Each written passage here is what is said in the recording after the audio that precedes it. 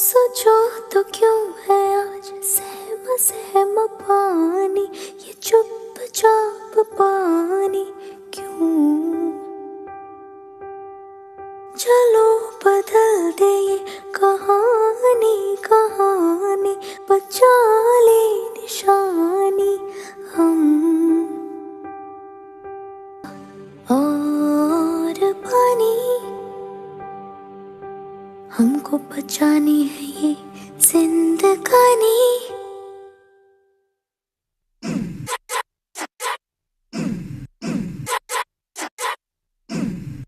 सोचो तो क्यों है आज सहमा सहमा पानी, ये चुपचाप पानी क्यों? चलो बदल दे ये कहानी कहानी, बचा ले निशानी हम। पूछेगी धरती तब कहाँ थे तुम, नदी रो रही थी तब कहाँ थे तुम। स्वच्छता और पानी हमको बचानी है ये जिंदगानी। है कब से नारा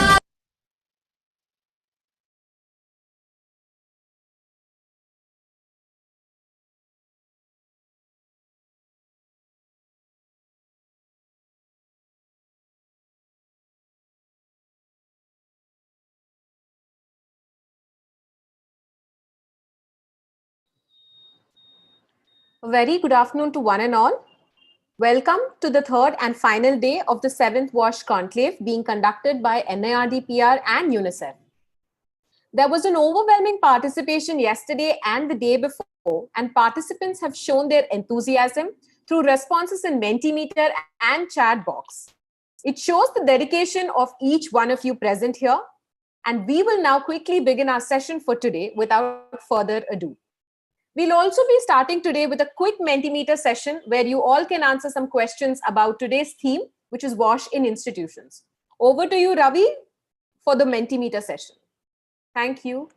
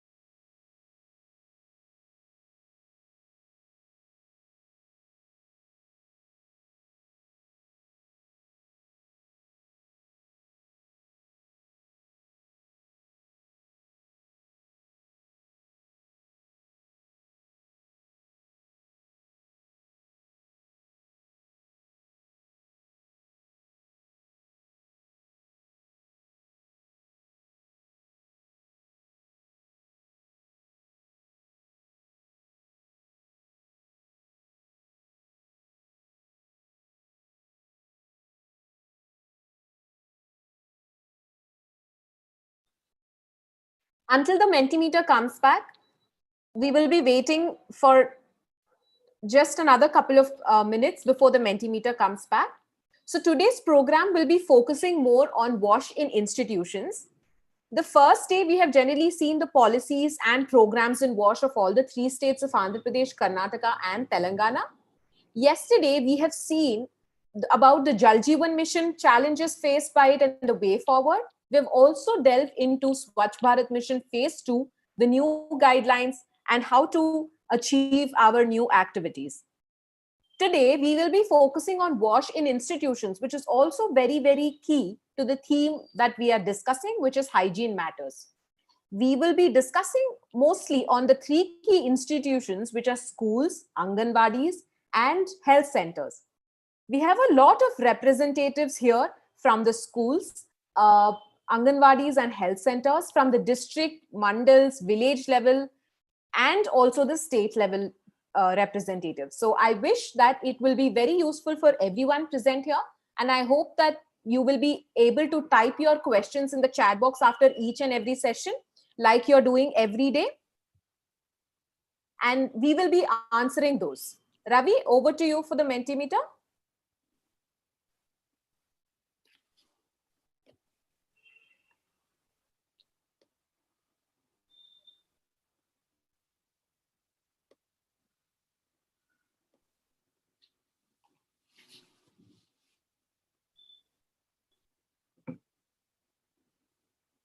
Geeta, can you see the Mentimeter screen? Not yet, Ravi, but yeah, right now we are able to see your screen. It stopped again, Ravi. 1 second, Geeta.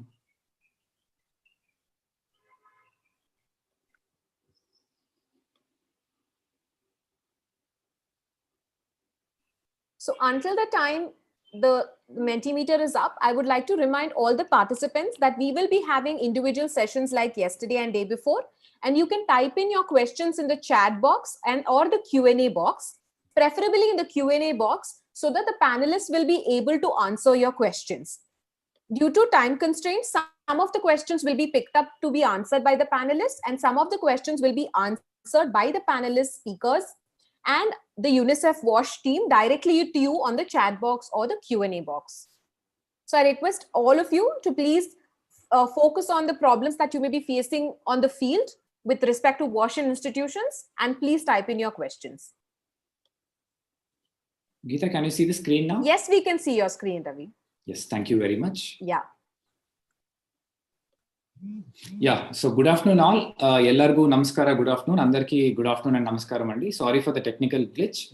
So ippudu manam munduga first we will begin with the Mentimeter like a poll. It was very effectively done yesterday, and there was a very overwhelming response yesterday.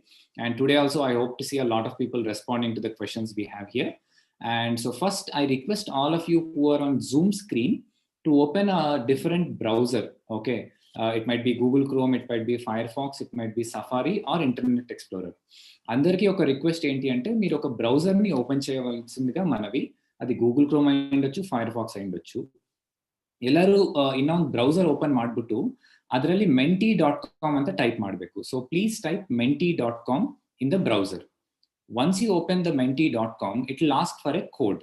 So please type in the code which is mentioned here, which is 718656. So once you type in the code, you will be able to view the questions.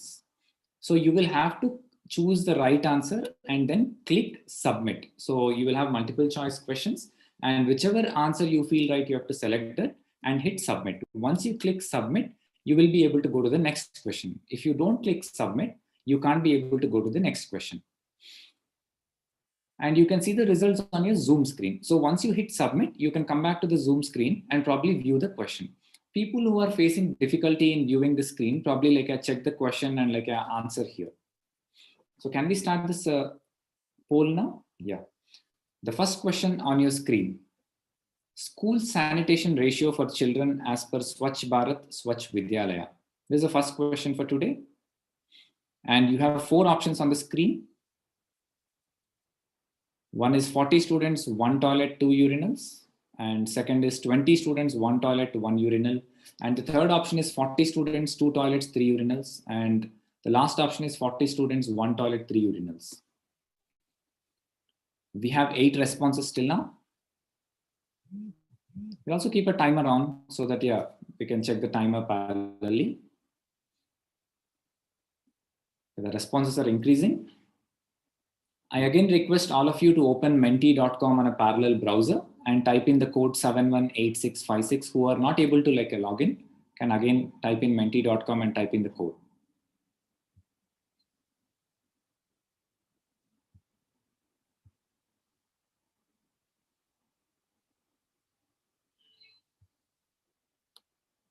There are a few people who are asking for a code in the chat box.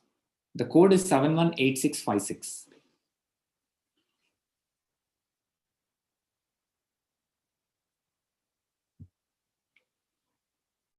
We have 50 responses and we have 10 seconds more. 6 more seconds. And the time is up. And the voting is closed. So I again repeat the question now. School sanitation ratio for children as per Swachh Bharat, Swachh Vidyalaya. And the right answer is last one. 40 students, 1 toilet and 3 urinals. So you can see the highlighted answer, but 34% of them has answered as A, which is wrong, and 20% have answered as B, which is also wrong, and 16% have answered as C, which is also wrong, and the right answer is D. We'll move to the next question now. The next question is, following two are the major diseases causing children deaths in India due to lack of proper water and sanitation facilities. This question is a little tricky. So the timer is on now. You can read the options carefully and then start answering. Oh, wonderful. So one more option is left. No one has chosen that option. Yes, here come like a, so all the 4 options are chosen now. And we have 35 seconds more. And 45 people have already answered.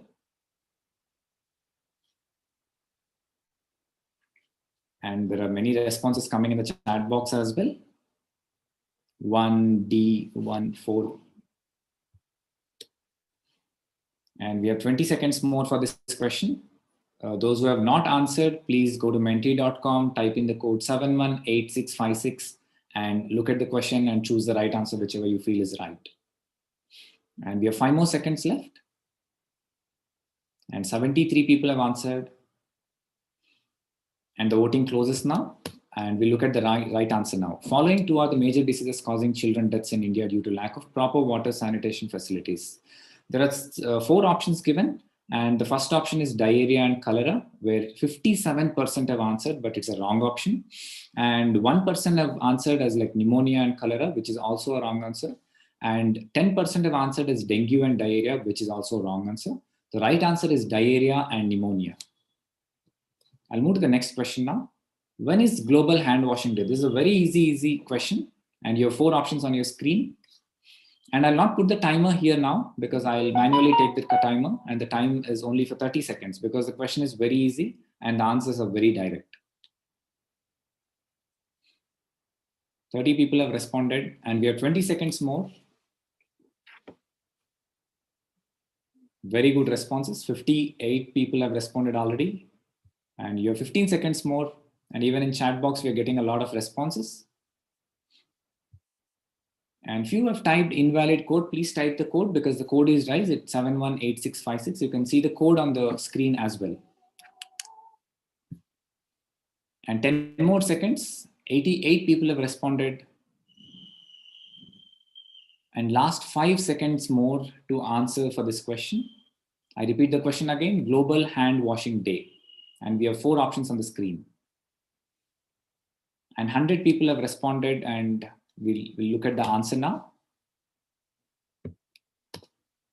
Yes, so there are 4 options given and 13% have chosen as 19th October, which is wrong. 12% have chosen as 17th October, which is also wrong. And again, 13% have chosen as 21st November, which is also wrong. And the right answer is 62% as chosen as 15th October. That's the right answer. And we'll move to the next question. Menstrual Hygiene Day, which is very, very important question and everyone has to know when is the day. Yes, there are 4 options given and 2 options are already taken and 3rd option entered the league.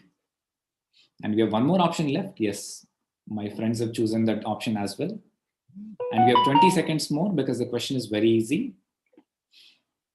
And 50 people have responded for this question. And a lot of responses are coming on the chat box as well. May 28th, May 28th, October 15th. It'll be more fun if you go to menti.com and type in the code and answer instead of typing them in the chat box. And you have last 5 seconds more. We already crossed 90 responses. I again repeat the question. The question is Menstrual Hygiene Day. We look at the answer now.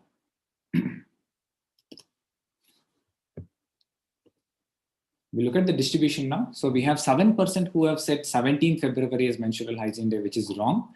And 30% have chosen as 28 September, which is also wrong. And 12% have chosen as 15 July, which is also wrong. And the right answer is 28th May, where 50% have answered it as right.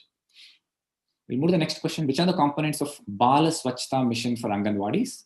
And your time starts now. You have 6 options there. You can choose multiple options here.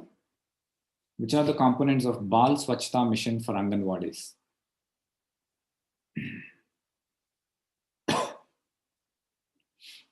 You can choose multiple options. If you feel A and B is the answer, you can choose AB. If you feel ABC is the answer, you can choose ABC. If you feel all the 6 are the right options, you can choose all the 6.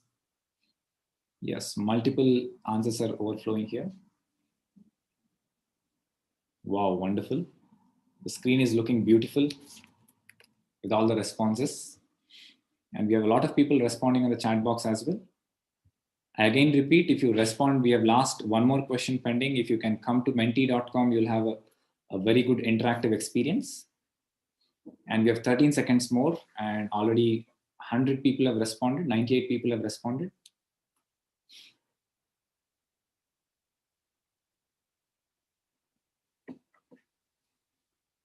And we'll close the voting now. And I again repeat the question, which are the components of Bal Swachhta Mission for Anganwadis?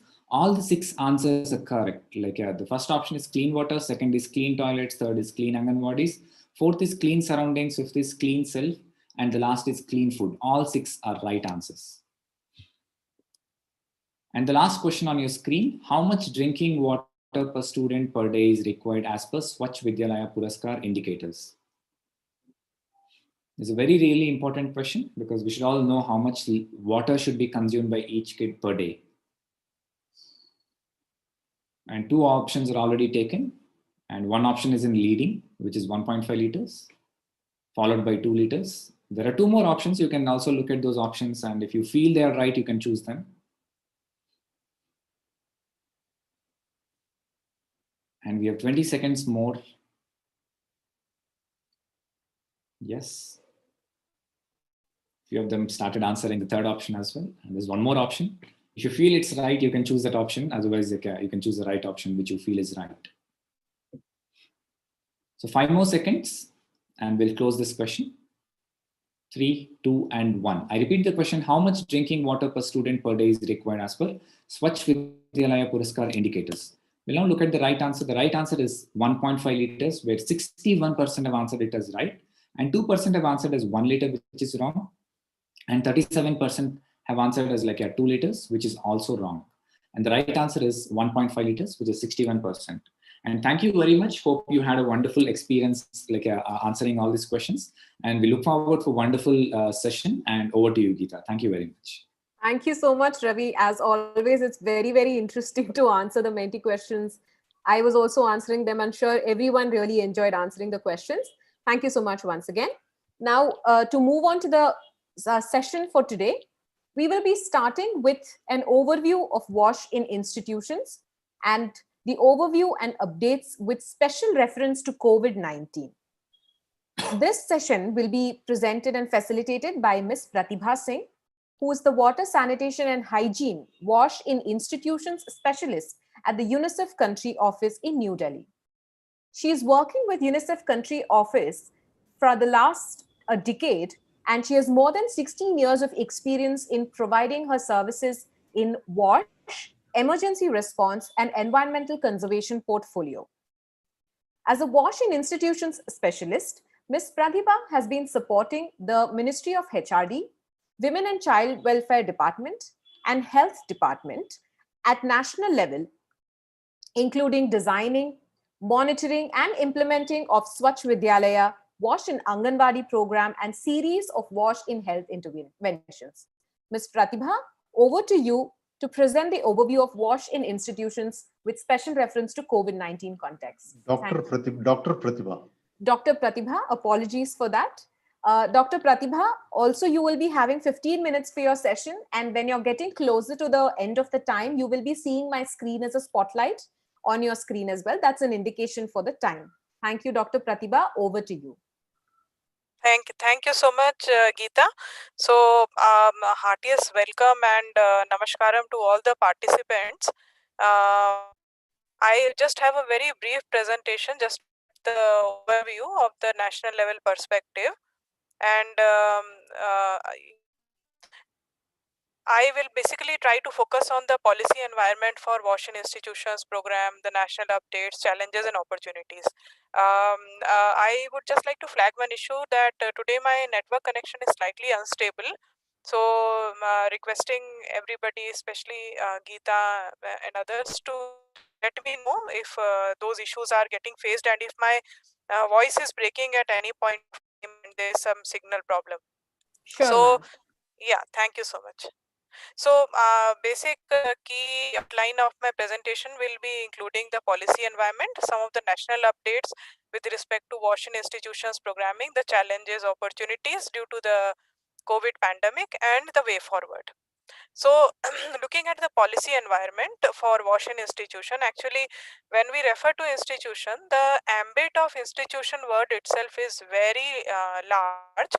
However, considering the focal areas in UNICEF, we focus on institutions like schools, Anganwadi centers and healthcare facilities.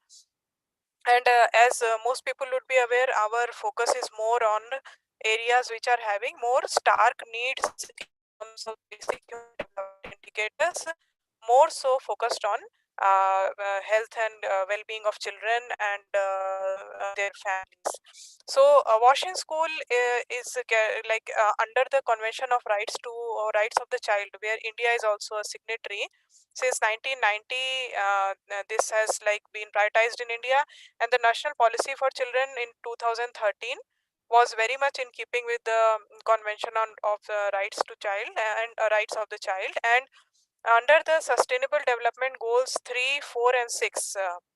WASH in schools gets covered, as well as WASH in preschool or WASH in Anganwadi. It also gets covered in the SDG 3, 4 and 6. So in the policy environment in India, the Article 21A of the Constitution of India that looks at the right to education, and right to education, as we all know, it focuses on the mandatory provision of safe drinking water in schools and availability of toilets. So there's already a legal backing for our whole WASH in school programming. And although we have not faced any such litigations related to insufficient water and sanitation facilities in school, but I would like to just mention that in the coming we have issues if insufficient or unsafe water sanitation provisions are provided in school. So it's always to be kept in perspective. Our program has a legal backup mechanism also, and the current National Education Policy 2020, which was open on the public domain for comments and all, and then it has been finalized. So that again focuses on water sanitation in school, and it looks at the growing needs in the Indian context in terms of water scarcity, depletion of the groundwater level, and also the concept of safe school and climate resilient water sanitation and hygiene facilities. Then the Swachh Bharat Swachh Vidyalaya, as we all know, and the Swachh Vidyalaya Puraskar, again in school, and Swachhata Pakhwada, which has been organized every year since 2015 onwards. This is also one of the key policy component for WASH in school program. In the year 2020, the Swachhata Pakhwada or the Cleanliness Fortnight could not be organized in April and neither organized in October due to the ongoing COVID pandemic, which has led closure of schools for such a long duration of time.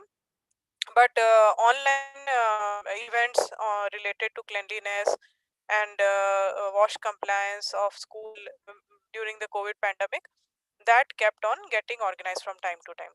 Then the WASH in Anganwadi program is very well covered within the National Early Childhood and Education and City child-friendly Anganwadi guidance document in 2014, and in 2015 it was disseminated to all the states based on the BALA norms, or building as learning aid norms. So child-friendly probably norms. Dr. Then for Pratibha, yes, your Pratibha, voice is breaking. yeah. What we can do, Pratibha, maybe I can share the screen such that your voice can be more Okay. clear. You can, Okay. I'll do that. Yeah, I will stop sharing in that case. Yeah, you can stop sharing. Yeah. I will continue speaking till you set up the presentation. So the wash in healthcare facility under the Is policy it visible environment. now? Yes, sir. Yes, Pratibha. Continue, Yes, please. so you can move to the policy environment slide. I will speak briefly about the wash in healthcare facility policy environment. Yeah. So Okay. the Indian public health standards are very much encompassing the wash in healthcare facility standards, and our country has been having these IPHS standards in place since 2011. So it was a very pioneering step, and in our country we had this program of named Kaya Kalp or transformation of healthcare facilities. This was launched in 2015, much a little earlier than the global wash fit tool or facility improvement tool for wash at the global level. So Kaya Kalp is a very wide spectrum program, although there are slight limitations over there that the data is not there on the public domain. However, this program is a very wide ranging program for wash-in healthcare facility. And again, in the program for labor room strengthening initiative, the Lakshya program, and the national quality assurance standards for healthcare facilities, wash indicators are prominently covered over there. And one very good initiative of the health ministry has been the Mera Aspatal app or My Hospital application, where people who access government healthcare facilities are actually expected to give their feedback on the quality of healthcare service that they encountered, and this quality aspects of healthcare facility that also includes the wash facilities in the healthcare centers. Venkatesh, can we have the next slide, please?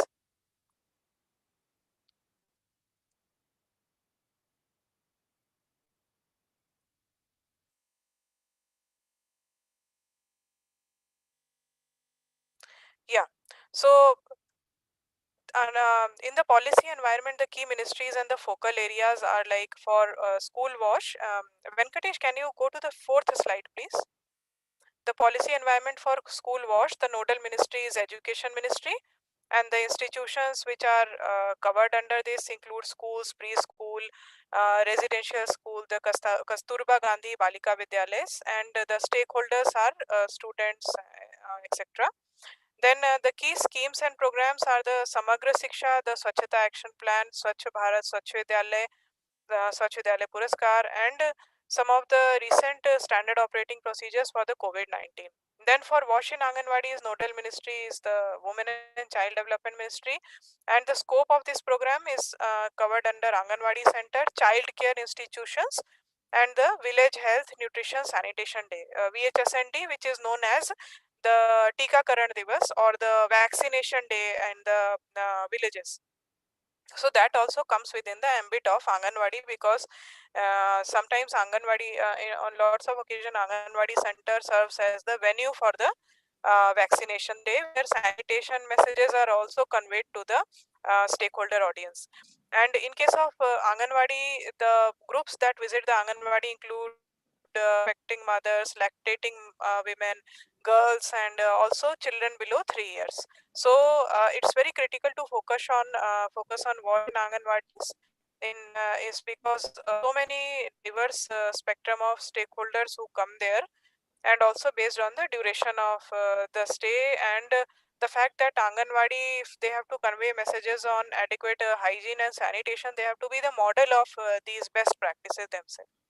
And some of the key programs for Wash in Anganwadis are the ICDS, the Poshan Abhiyan, where the community-based events cover Anganwadi, this thing, hygiene and sanitation behaviors, and also the community-based approaches for ICD.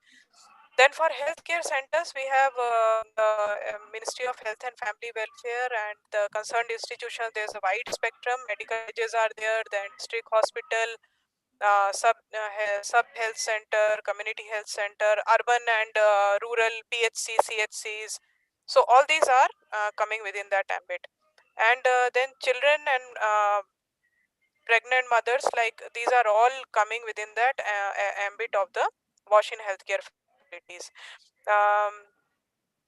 There are a I am lot on of the right cross-cutting slide. programs. Sorry, am I on the right slide or please tell me. Yes, you are on the right slide.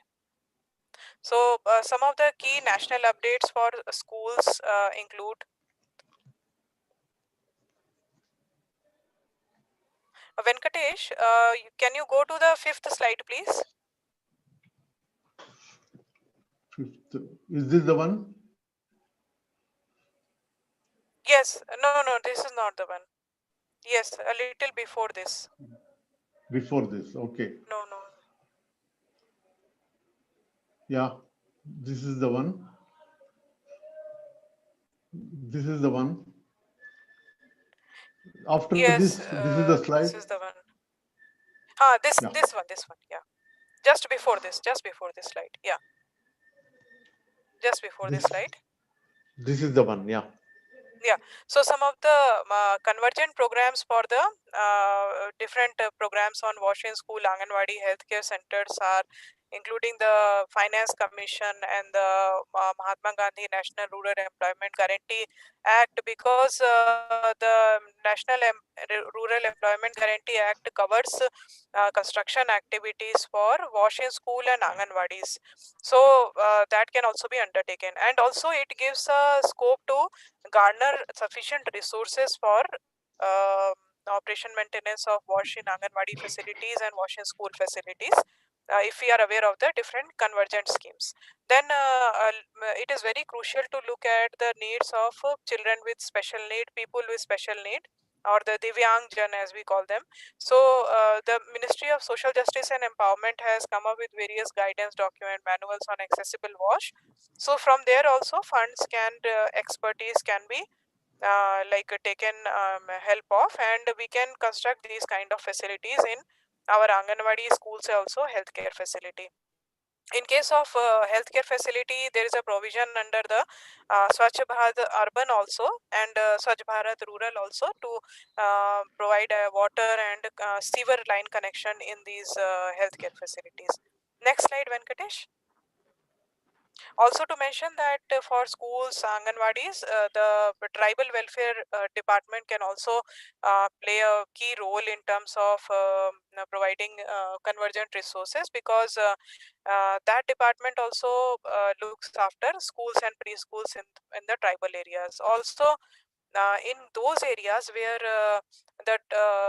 mineral development funds, the mineral royalty from mineral funds are also available, then those funds can also be used for wash in school, wash in Anganwadi, like it has been done in some parts of the country.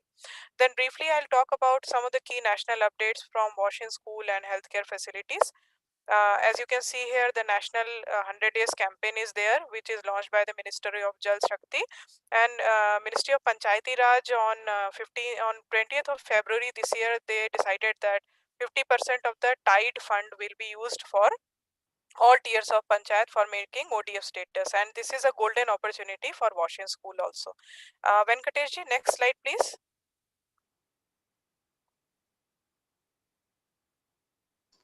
We lost you, Pratibha. Can we have the next slide, Venkatesh? Please, yeah. So these are some of the key developments which have happened for wash in school this year. And with the unprecedented COVID pandemic also, there have been a series of standard operating procedures for wash in school.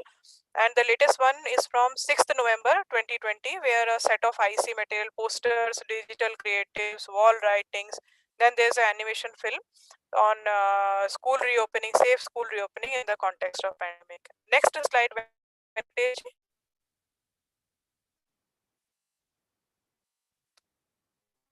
And there are even standard operating procedures for how schools will be operational, how exams will be conducted during the COVID pandemic. Yes, next slide. Thanks. Then in yeah. So for wash in Anganwadi, some latest developments have happened there during the approval of the annual implementation plan. from ICDS, there was a decision taken to give approval for Swachhata Action Plan, and construction of toilets and drinking water facility in Anganwadi has to be completed by March 2021.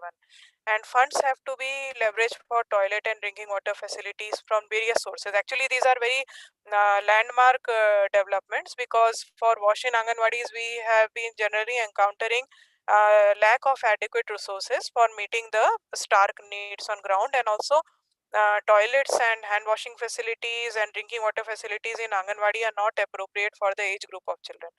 So there has been now a approval in the annual implementation plan and the prioritization that training will be given, funds will be leveraged, and in the AIP about 3,000 toilets have been approved for Telangana. State officials will be better aware of this. Then there has been a guidance note on resumption of Anganwadi services, that how they can function outside containment zone.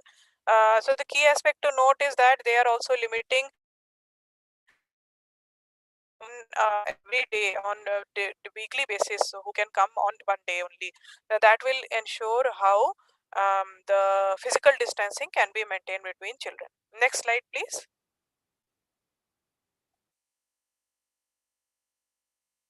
Yeah. So on healthcare facilities, we can see that in the Kayakalp Award program is slightly delayed because of the COVID pandemic also. And during the pandemic time, actually it was, I would say this has been opportunity to emphasize, prioritize, and somewhere bring further emphasis on the importance to focus on adequate water sanitation hygiene practices in healthcare facilities, because it will safeguard the patients also the healthcare functionaries who are our corona warriors now. So the series of these guidance documents have actually provided a very good strategic guidance and also a framework of how we can take care of the wash in healthcare facility in also the COVID pandemic and even after that. And during the pandemic time, very quickly the ministry and the key development partners like UNICEF and CDC, we have been coming up with the guidance documents nationally, and these are getting implemented at the state. Next slide, please. And we have like all the IC material that UNICEF has been supporting is available online, and also we can help you with the IC material. Can we go to the earlier slide, Venkatesh? Yeah. So for washing school, some of the challenges and opportunities, as we can see, school hand washing facility near toilets and urinal, and availability of the toilets which are which can be used by children with special need. Those are two areas to be emphasized. And also, if we consider the data from the ASAR and UDICE also, so hand washing facility needs to be prioritized. And somewhere the robust operation maintenance for hygiene activities and the cleanliness activities, that is lacking. And there's one more challenge for school wash, because now with the COVID pandemic situation, and if schools reopen even after the pandemic, there'll be a need to ensure regular cleaning and disinfection of school. For that, we need at least sanitary workers, minimum sanitary workers for the school, Swachhata Karmis and all will be required. So there has to be some HR provision to place those kind of Swachhata workers for the cleanliness staff. Then Swachhata action plan should be made mandatory for our schools. How they can prepare Swachhata action plan, that guidance we can very well provide, because UNICEF is practically doing it in a lot of districts, and we can give the template for that, because based on your Swachhata action plan, you will be able to utilize the annual consolidated school maintenance grant. Recently, the Comptroller and Auditor General's Office in India, they came up with a report, and there was a finding that in 2015, a lot of school toilets were repaired and by the public sector enterprises. So data is not very heartening, if I were to say. it doesn't present a good picture. So some key challenges are emerging from there, and that needs to be built upon. Again, one major challenge in school is to ensure regular supply of sufficient amount of soap for hand washing and disinfectant and cleaning liquids, so that school can be cleaned, the premises can be cleaned regularly, and the disinfection status can be maintained. Next slide, please.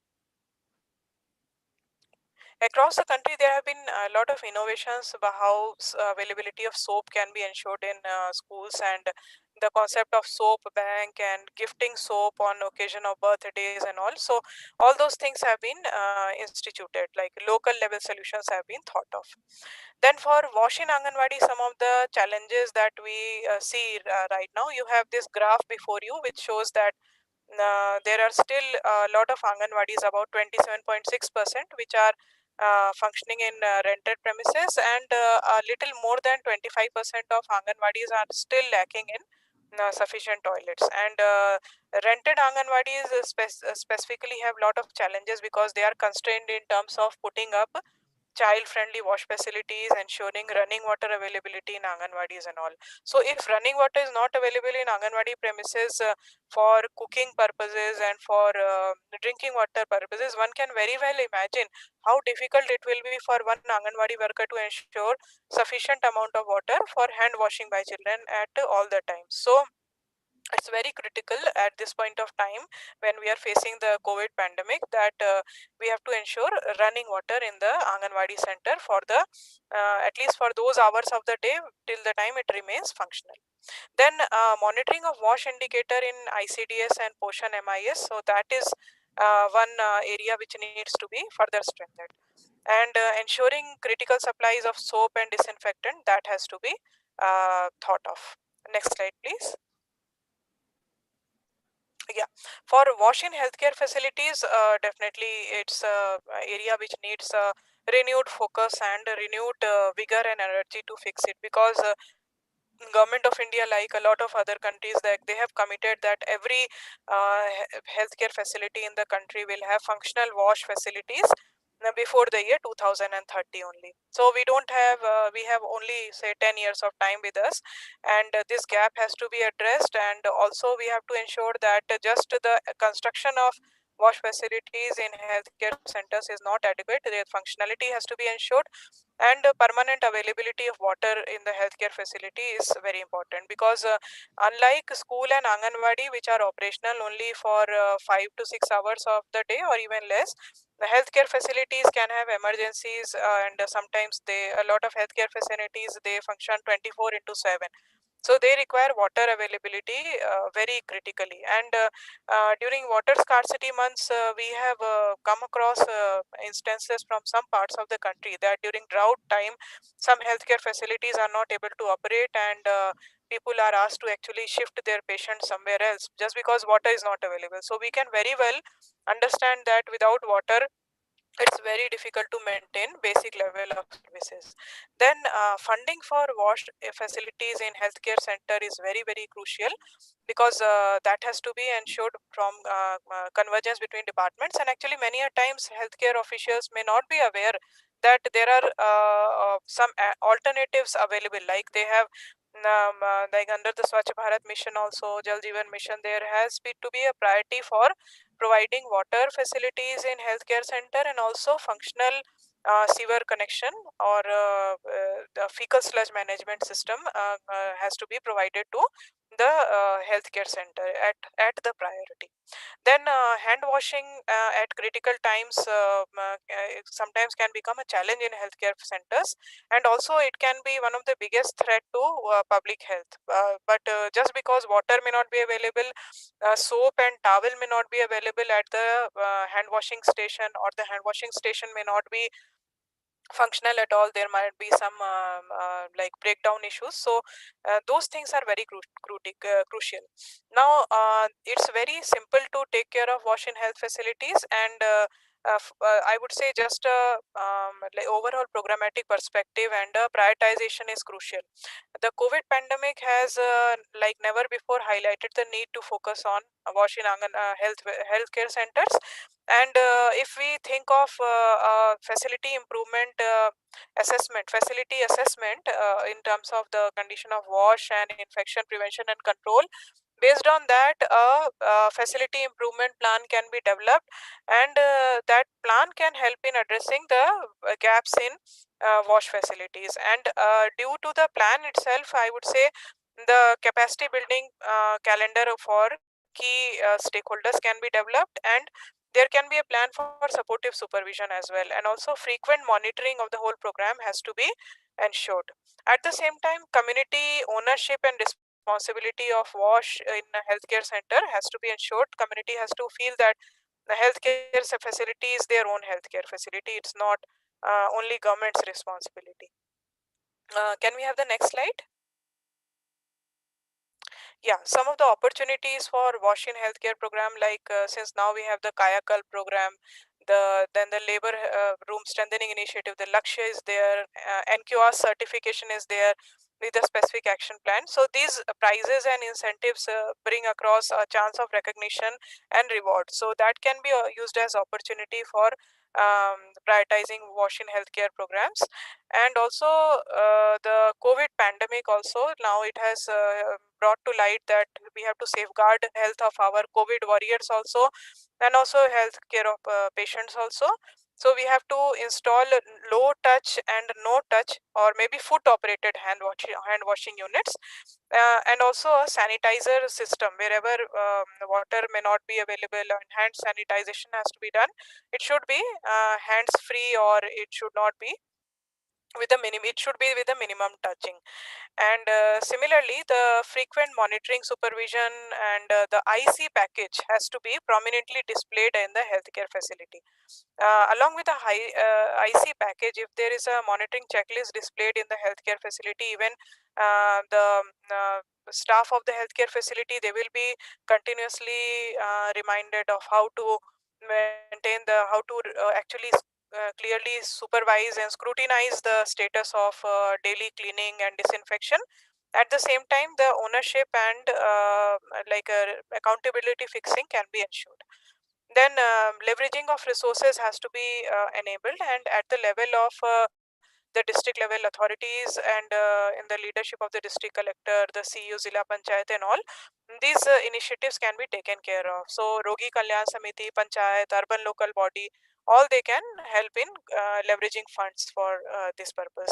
Similarly, if in particular districts of state some best practices are happening in terms of management of biomedical waste and safe hygienic practices and all those experiences needed to be documented and shared with others, other districts also for application. Next slide, please.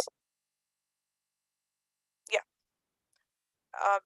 just before this slide. Yeah, next to this, sorry. And next to this, we'll move to the last slide. I think time is getting over. Yeah, this is the final slide. So some national updates from the recent project approval board meeting for the school wash program. So the project approval board has made like it has prominently recognized the importance of key hygienic behaviors, and they have prioritized the school health and wellness program a lot.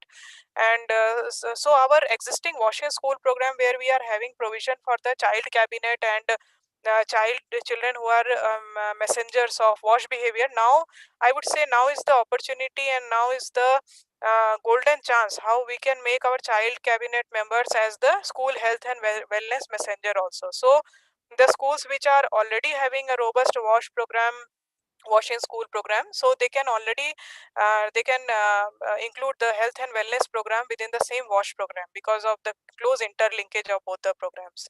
And the funding opportunity is more increased now, because the composite school grants can also be used for the safe making the school safe for reopening in the context of the COVID pandemic. Apart from all the measures, one additional aspect has to be ensured about airflow in the indoor spaces, like in the classrooms, in the common area wherever children are getting together. And some specific initiatives like in Andhra Pradesh, they were very much mentioned in the PAB meetings. Next slide, please. Yeah. Okay. So This with is that, last yeah, slide. Yeah. yeah. With that, I conclude my presentation. And sorry for the network issues at my end. I will be like happy to receive any comments, suggestion, requests for clarity. Thank you so much. Thank you so much, Pratibha ma'am, for setting the context of today's discussion and also providing us with the national updates. I'm sure this would help all the participants in planning their activities and interventions in line with the national level updates that you have shared. There is one particular question for you. It says, is there a chance to establish mobile water testing laboratories for water checkup regularly in schools under the WASH program? Yeah, very wonderful question. Actually, it's a great question. But actually, you see, school program for WASH itself has very limited funds for setting up a mobile water testing this thing facility. But yes, there are opportunities for getting the CSR funding for these mobile water testing lab. And in many districts, the district PHAD or the water supply department, they themselves are having the mobile water testing lab. So just bringing that mobile water testing lab to the school, I would say once in 2 months, I think that would be wonderful for involving schools and ensuring that water quality testing in school happens. Because considering the fact that Andhra, Telangana, Karnataka, fluoride problem is there in a big way in drinking water sources, and salinity, hardness are also big time problems. Again, bacteriological quality has to be tested from time to time. So it's very crucial, but funds are limited within the education ministry themselves for this. Thank you, ma'am. There is I'll take one other question because of time Sure, paucity for you. Ayurveda, homeopathy, and Unani hospitals are kept away from Kayakalp awards, and these institutions are in discouraging environment. They're asking if we can rectify this omission, or is there a chance to bring them, and your opinions on the same? Yes, sir. Yeah, actually, I would say very pertinent question, because a lot of people are dependent in our country on alternative medicine, and the methodology of treatment is actually proven so effective, and the ministry recognizes under the Ayush Mantralaya and the program.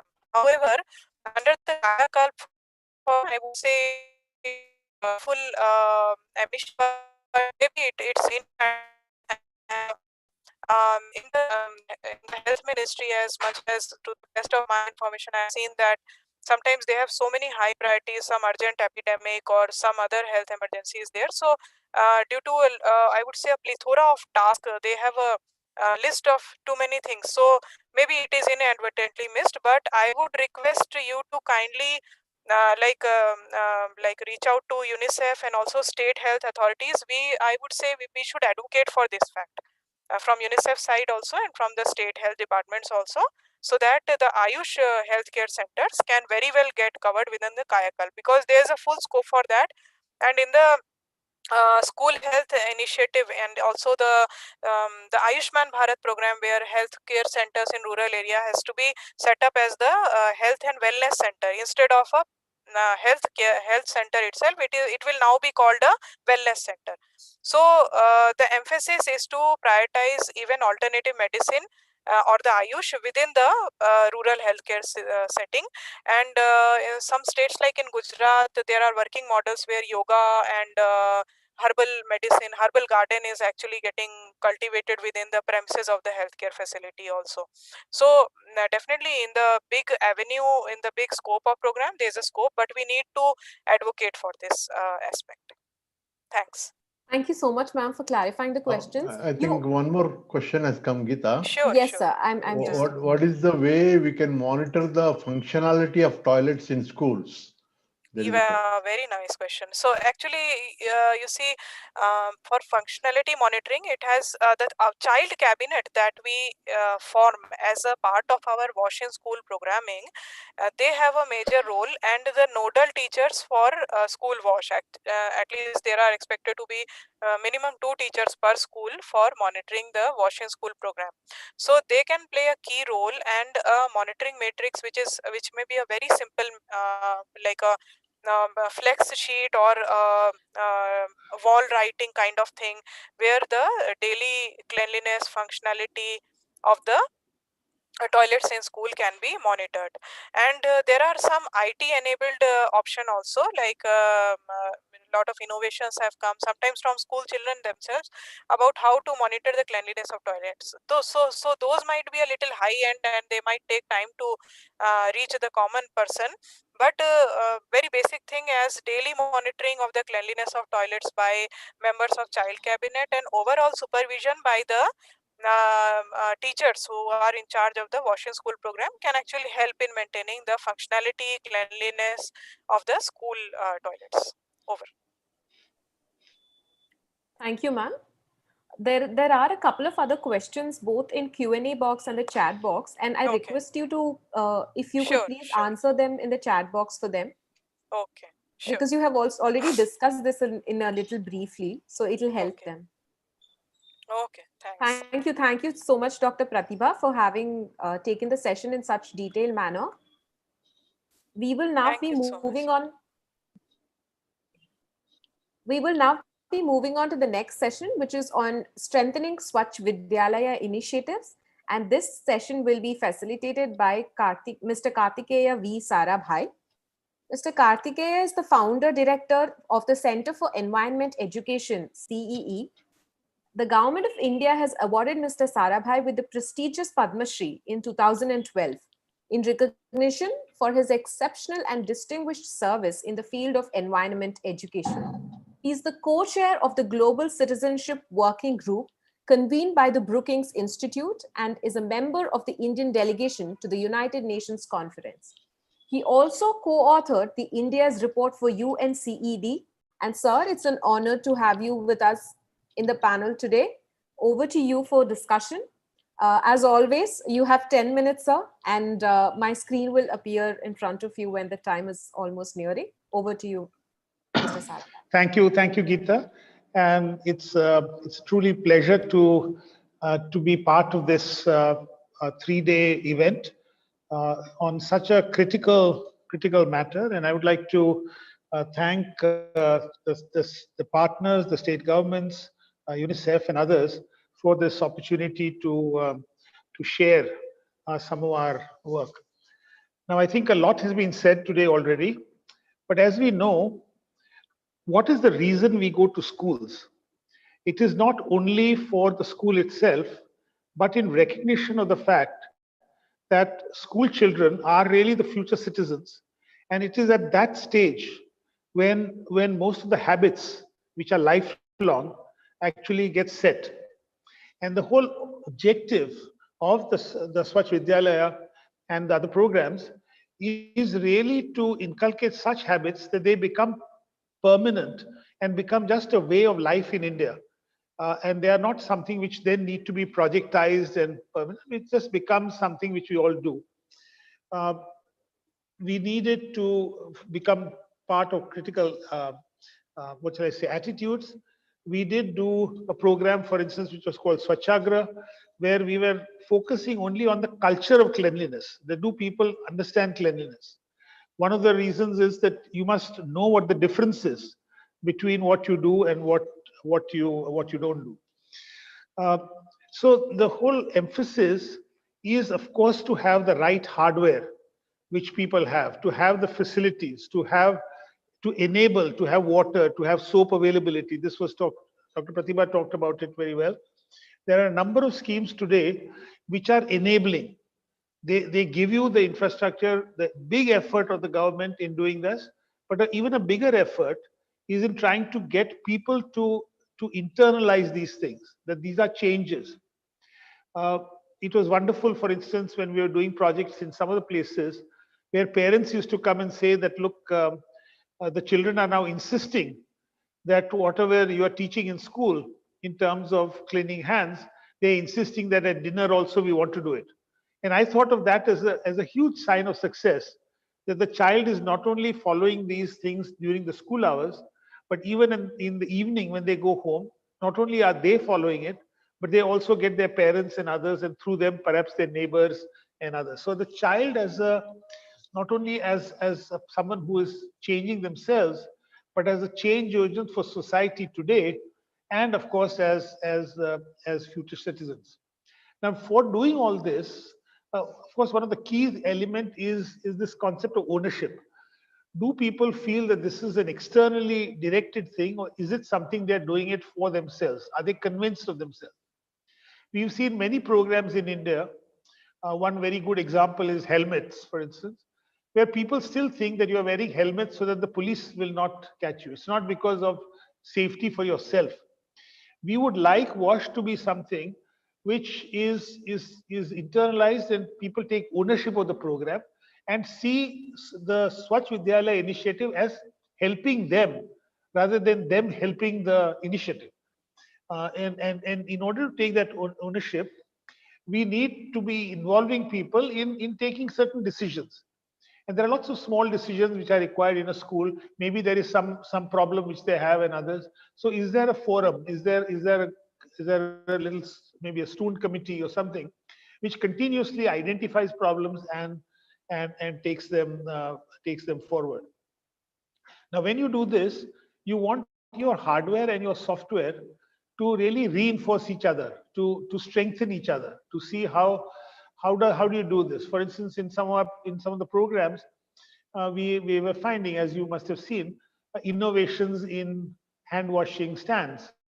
That you have children, we found the children who are hand washing opposite each other tend to talk to each other, and as a result, they hand wash for a little longer or hand wash better. So you do a hardware which matches that, but maybe that's not true everywhere. Maybe somewhere else there is a different type of innovation. So how do you look at local innovation, local ideas, and perhaps incorporate them in that school?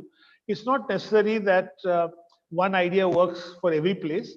There might be different ideas that also need to be done. And in that, we need to manage it with local culture. I remember a time when we were discussing in one of the states the WASH program, which was talking about hand washing prior to the meal, but had no provision for hand washing after the meal. Now, I argued with them that hand washing after you eat Indian food with your hands is part of every culture. It's the before which you are taught. But you can't take the view that the program will only talk about before and not after the meal, because this is part of a local culture which we need to also integrate into this.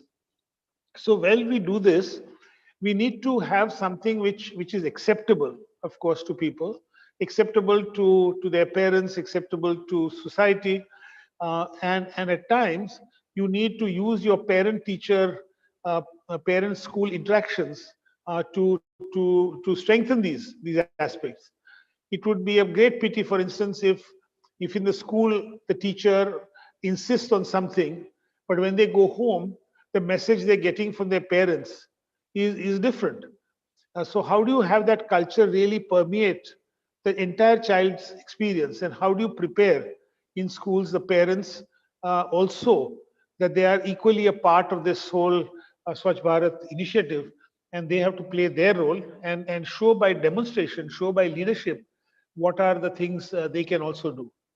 Now, I think it was very nice when we were hearing Dr. Pratibha Singh, who really talked about so many initiatives of the government and others, which can really converge to achieve this goal. And they all are also converging in terms of the SDGs, which were also mentioned. So I think convergence, advocacy, and leveraging. There was a question just now about can we have testing labs, water testing labs? And I think the answer was very good to say that, look, even if the program doesn't have that provision, maybe CSR does. So how do we work in partnership so that we strengthen what each other is doing and fill in the gaps? We are saying we have been fortunate as CEE to be associated with many of you in the 3 states, and we have seen remarkable results in states moving up from 1 or 2 stars to 3 stars and beyond, and upgrading schools, having better drinking water facilities. We are also having some states where testing is made free so that it strengthens it. Now, while all this is being planned, you have the COVID situation. And what is the impact of COVID? And what COVID did was that the whole concept of personal hygiene, in a sense, even in terms of wearing masks, the way diseases can transmit each other, that consciousness is very, very high at this stage. And that is the one which we have to use.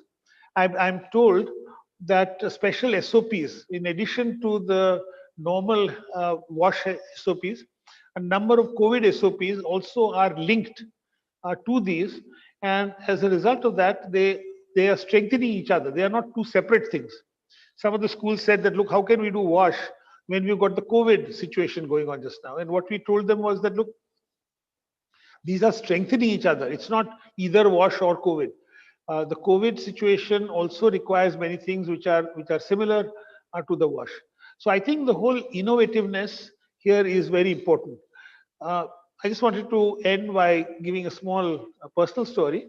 I have a grandson, very small young boy, and he comes to me and says, Dada, I waste too much water when I wash my hands. So I said, why is that? He said, when I soap my hands, I don't shut the tap. Okay, so I threw the question back at him. I said, so what do you do? How can we solve that problem? So he thought a little bit. He was only 5 years old. He said, suppose both of us go together, and when I'm soaping, you wash, and then when you finish washing, you take the soap, I have washed my hands. Now, it's a crazy, perhaps, thing, but the point is it gets children to start thinking. It looks at people, start looking at what type of things can we do. And every child comes up with innovation. There are so many innovations out there. We think we know it all, but we don't. And how do you get people to implement it better, follow it better? So again, let me say that the school program, the Anganwadi program, these are the pillars of WASH for India as a whole. They are as much community programs as they are school programs. And the school, in many ways, is one of the best places to start a program which completely changes the way India looks at India looks at cleanliness, India looks at hygiene, India looks at washing hands. And I think the whole Prime Minister's initiatives are looking at that larger picture. And I think we need to put each of these programs within that larger picture and see the convergence of the programs. And I think focus on the schools and share experiences. There are wonderful experiences. Ourselves at CE have been working in this area for about 30 years now. And there are some really fine experiences of how to make something successful and how to make people move on. So that's all I wanted to share. Again, thank you for this opportunity to share a few thoughts and wishing everyone the best. And let's all together, let's make this a grand success all over India, but especially in the 3 states which we are meeting today. Thank you very much. Thank you so much, Mr. Kartikeya Sarabhai ji. Actually, I think you're stressing on children as change agents and on the fact that WASH in schools is a means to a larger end of healthy children and a healthy society was very, very needed at the point. And one other point that I really could find very interesting in your presentation was the discussion on the intersection of socio-cultural norms and innovations around WASH. I think that is quite interesting, and I hope it has opened up many new perspectives for all of us present here.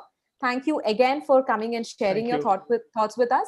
We will be taking 2 questions. We have several questions come for you, but we'll be taking 2 questions. There is one question which someone is asking that there is a lot of problems with maintenance of school sanitation, and I think it's more of a comment that they're talking about having no sanitation workers in schools, and they wanted some suggestions and comments. Well, I think upgrading the status of sanitation workers is also a very important part here. We somehow look upon this as something which is not what we do. In the school which I went to, it was decided that all of us will clean a toilet.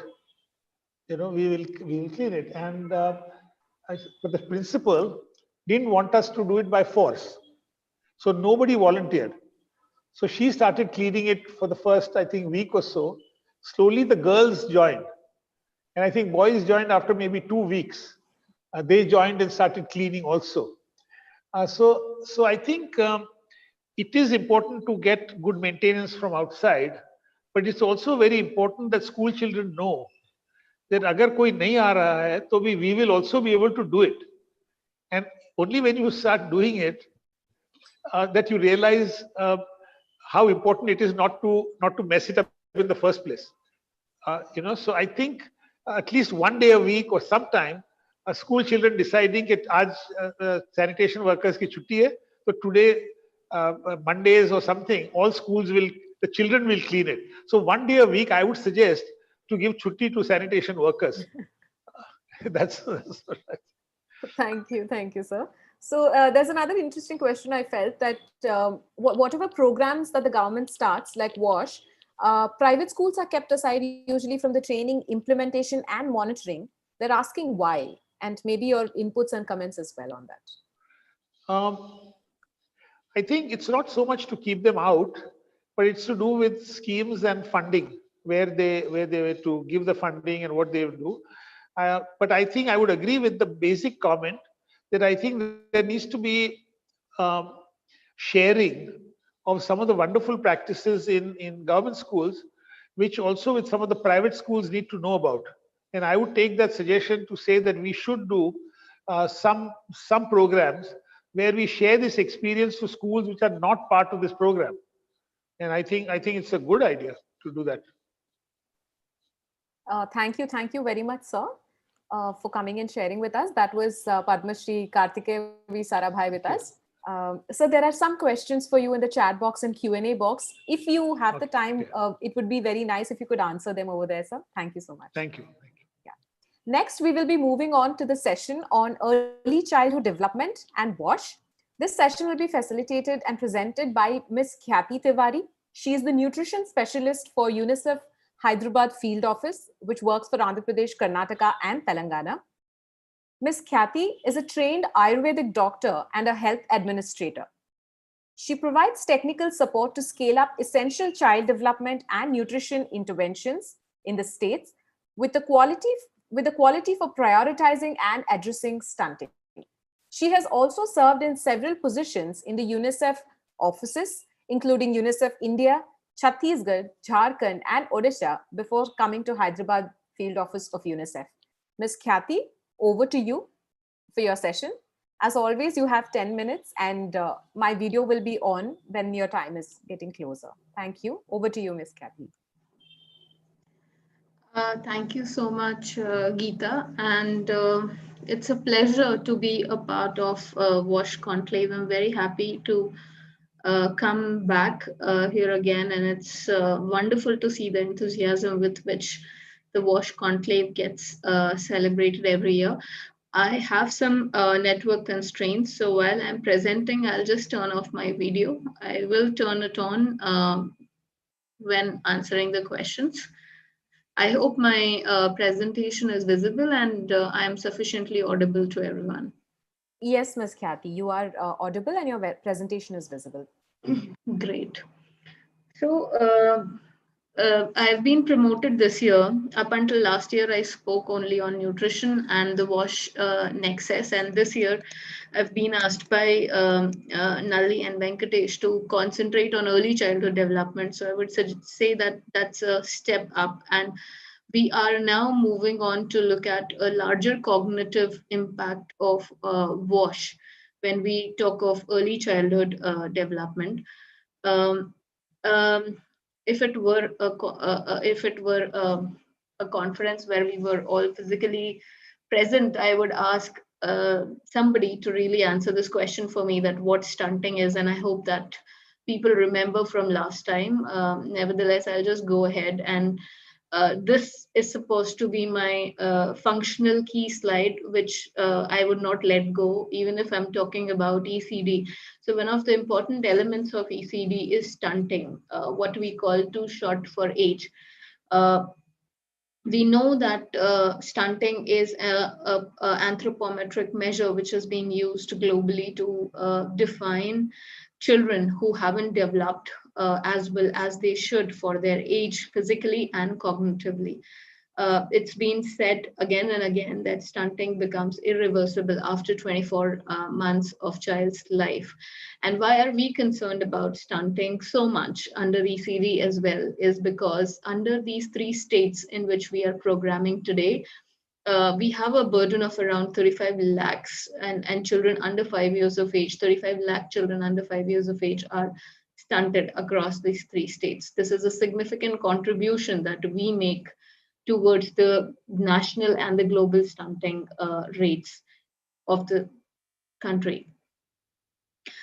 Why stunting is such a big problem, and why are we still concentrating about it when we're talking about early childhood development? So what we see here is the brain development pathway. What we see is how the brain gets developed over a period of time, starting from conception till the time the child becomes 2 years of age. There are various kinds of neural developments that happen in child's body, which we're talking about sensory pathways that contribute towards vision and hearing. We're talking about the language skills of the child.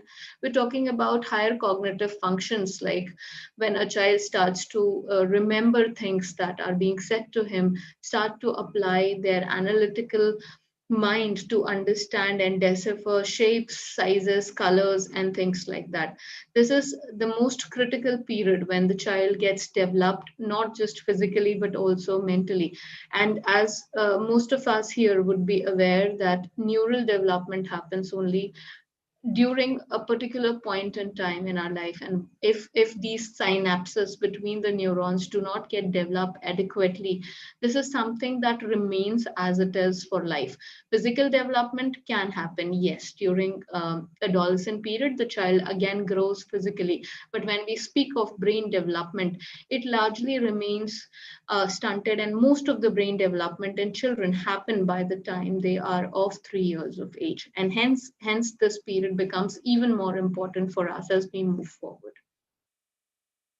So why does it still remain a problem? We are supposedly the well-governed states. We are among the states which are now moving on, leaving the country behind at low income groups. We are moving ahead, and we are in a position to call ourselves as middle income, states, and we are to the caliber there. But what seems to be the issue when we talk about anthropology, when we talk about anthropometry for nutrition and for early childhood development? What we've seen in these 2 data points, which were collected 3 years apart, NFHS 4 comes from 2015-16, and CNNS is a more recent data which was released only last year. What we see here is that the progress in terms of stunting has been very negligible in the states of which we talk about. So when you look at Telangana, when you look at Andhra Pradesh, or if you even look at Kerala, there has been only a marginal decline, or basically a small increase is what we see in terms of stunting.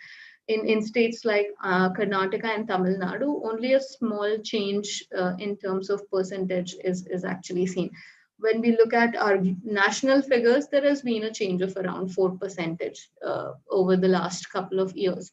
We've not moved, and this is the period when the data tracking has become more intensified. It's the period when Poshan Abhiyan has started talking about monitoring the result indicators, monitoring and doing result-based programming, looking at stunting prevalence and talking about a 2% reduction annually on stunting so that we can reach our sustainable development goals. But here when we find no progress at all.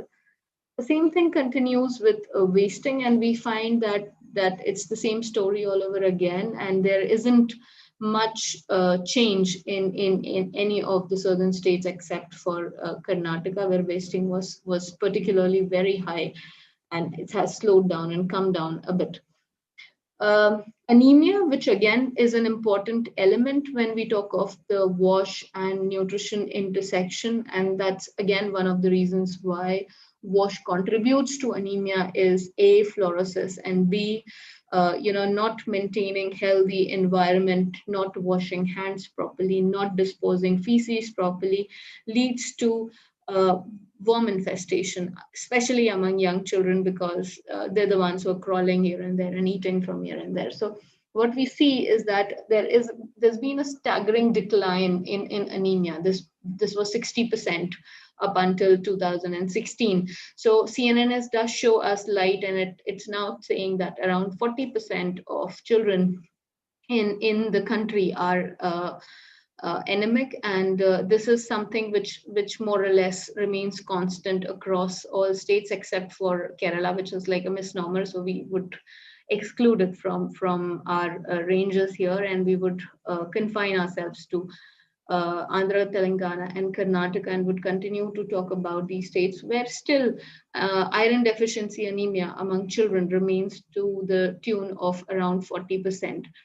The percentage of anemia has actually declined among older age groups of children, but when we decipher this data further, age-wise and sex-wise, what we're able to see is that girls are around 3 times more anemic than boys.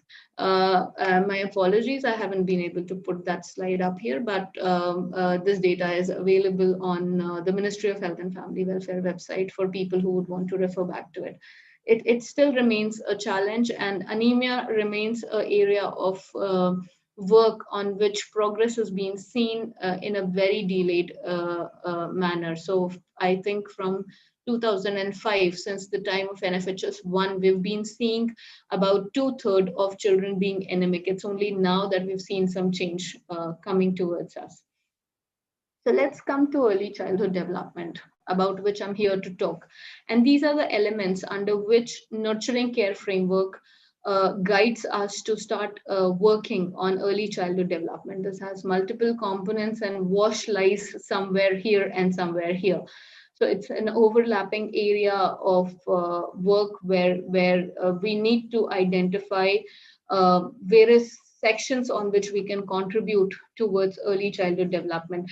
Now, I prefer to make this diagram a little bit differently, and when we talk about largely the role of nutrition and WASH, I prefer to use this model of adequacy for early childhood development. Now, this section largely focuses on food availability and nutrition availability. Where WASH integration comes into ECD are these two areas: adequate practices and adequate services. There has been a lot of talk about availability of water and sanitation facilities at Anganwadi centers and schools. There has been a lot of work that's been done, at least in the last 9 months. I know people are becoming more and more cognizant about the fact whether or not they're washing their hands.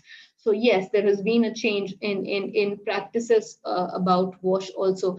What really needs to happen is that these two things have to align with each other, compensate with each other in terms of adequacy. And this is what we've been talking about in WASH Conclave yesterday and today.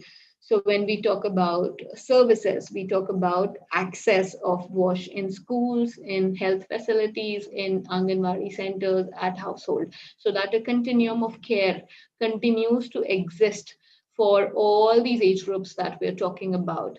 And then what becomes more important, and where the niche action is required from UNICEF and its partners, are these interventions, which would form the basis of practices: the hygiene promotion and practice of hygiene at critical times, the awareness to use the services that are available at home. So now we have all states which are ODF, but are we talking about 100% usage? That's something that we need to track. This is something which is very close to, very close to the programming that I do, safe disposal of feces, and I can really imagine Nalli smiling right now. This safe disposal of child feces is something which is very important. I would earnestly request that this becomes a part of your ODF++. as we move forward. Access and safe storage of drinking water. In the last 9 months, we've collected a lot of data independently through rapid assessments and others. While we know that there is an access to drinking water, the storage part of it still remains lacking somewhere. We do still need to talk to parents about using a ladle to remove water, how drinking of water can be done in a more sanitized fashion. So it's nothing new. It's nothing which you all do not know. What we need to really start working towards, especially now, especially during the time of COVID, we do require prioritizing when we look at WASH or when we look at early childhood development. And this prioritization, these immediate areas of action would actually span across these three places. We have spoken of building back better. So when and before the schools reopen, when and before the Anganwadi centers reopen, let's hope that most of these places have functional toilets. Most of these places have the supply of drinking water available for the children who are going to come there, because now it's more important than ever. Setting in place SOPs and protocols for effective service delivery mechanisms. We have done this once, and I think WASH can teach all other sections about this. You've achieved ODF, but are we really talking about following it through and through 100%? And that's why we do need to have some simplified SOPs in place, which can be followed by teachers and Anganwadi workers and people at community level, so that they can remember. It should come in form of this automized mechanism that cut, this has to happen one by one. And that's why it becomes even more important to set these standard set of protocols in place and then talk about these repeatedly. Tracking behavior changes across age groups. Hand washing has been significant. And let me tell you, me being a nutrition person, we've also collected some data on hand washing. So while people are saying that, yes, we're washing our hands before we eat, and we're washing our hands before after we use a toilet and things like that. When I ask, are you really washing your hands before you feed your children? And the response becomes half of what the actual hand washing is. So yes, you are encouraging hand washing, but are you encouraging hand washing at all critical movements? Are defining critical moments really including all the critical angles to it? And this is what we need to talk about. This is what we need to do going forward. We do need to start tracking our behaviors, and this tracking has to happen across age groups. And this brings me to the end of the presentation. This is all the time that I was given. I would be very happy to answer any questions if there are.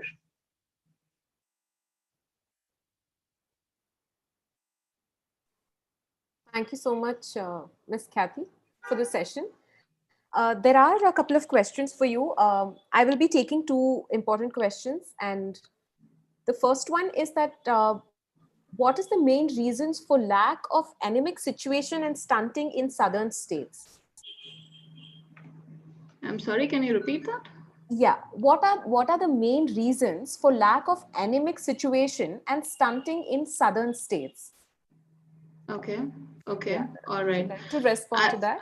Okay, I think there isn't a lack of anemia. In fact, when we talk of anemia, we are at par with the national level. We're not really way too far behind. It's like India national average stands at around 40%, and Andhra Pradesh is still at 39%. Telangana shortly follows at 37%. So I would decipher this question as why we have so many anemic and stunted children.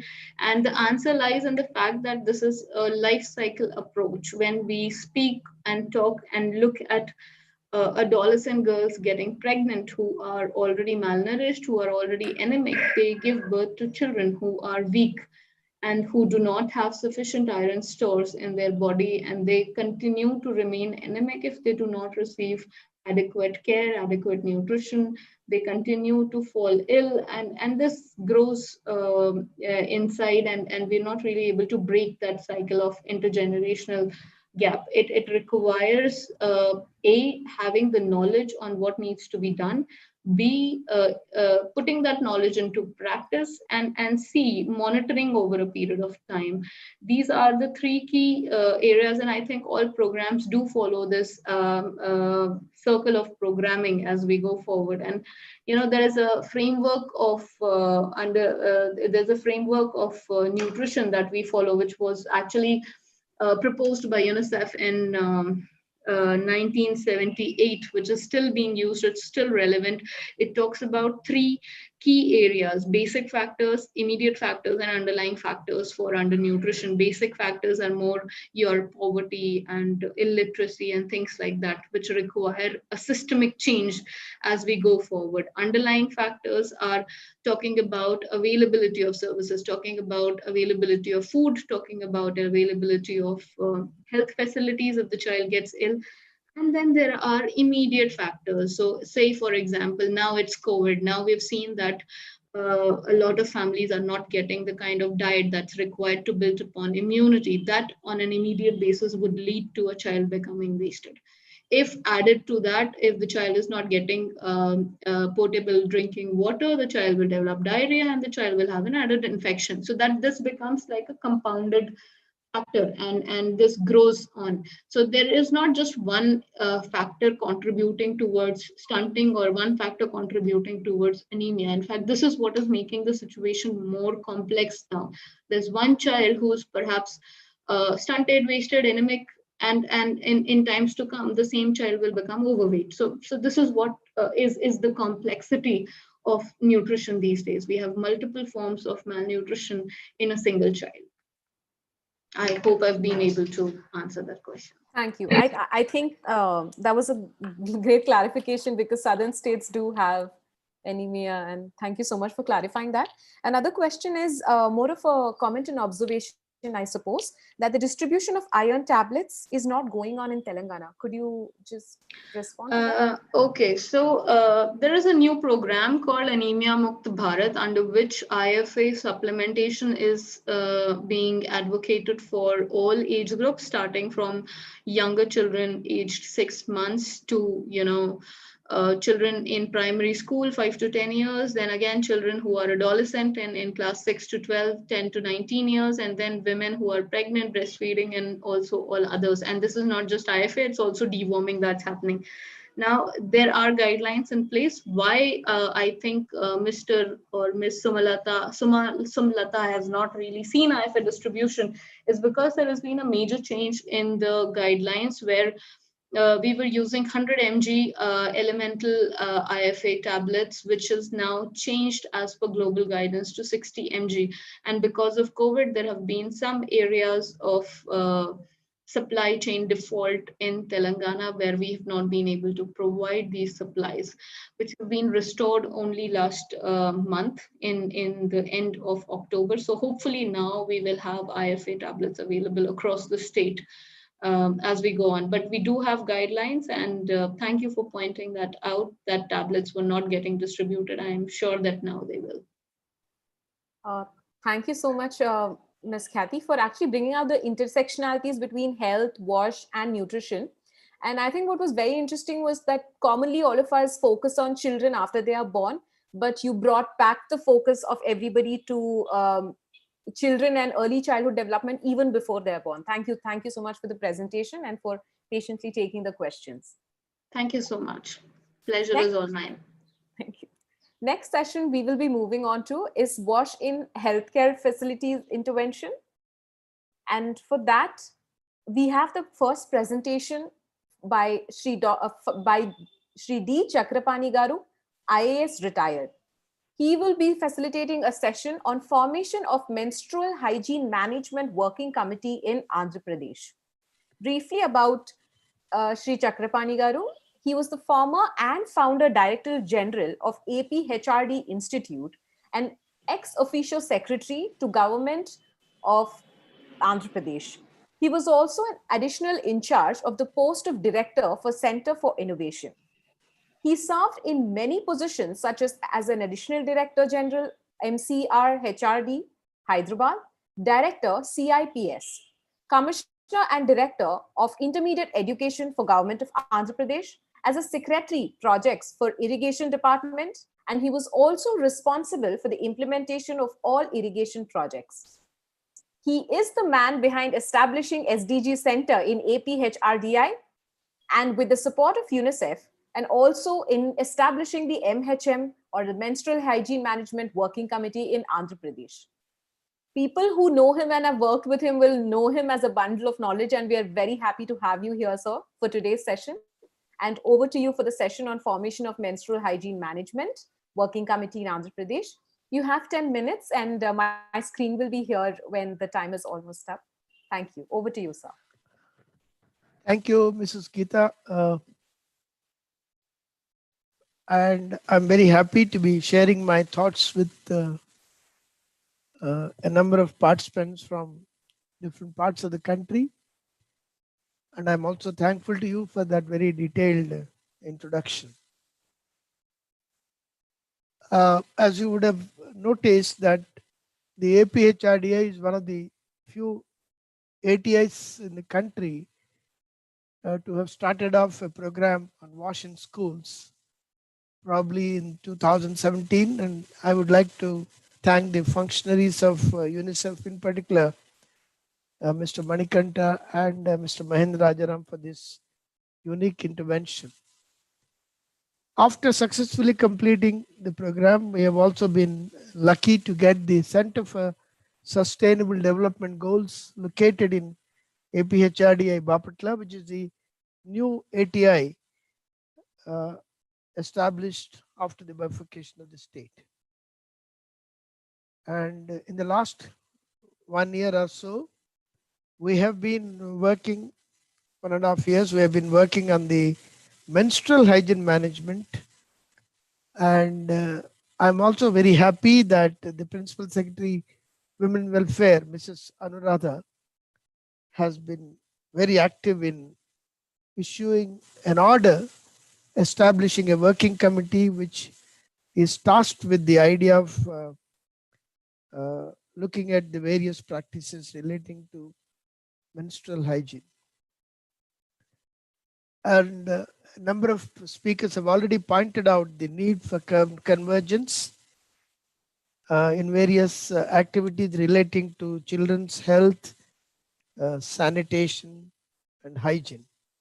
And this working committee, I think, is a real step forward in establishing that convergence, because it has representatives of different departments who periodically meet and take care of these practices. One of the significant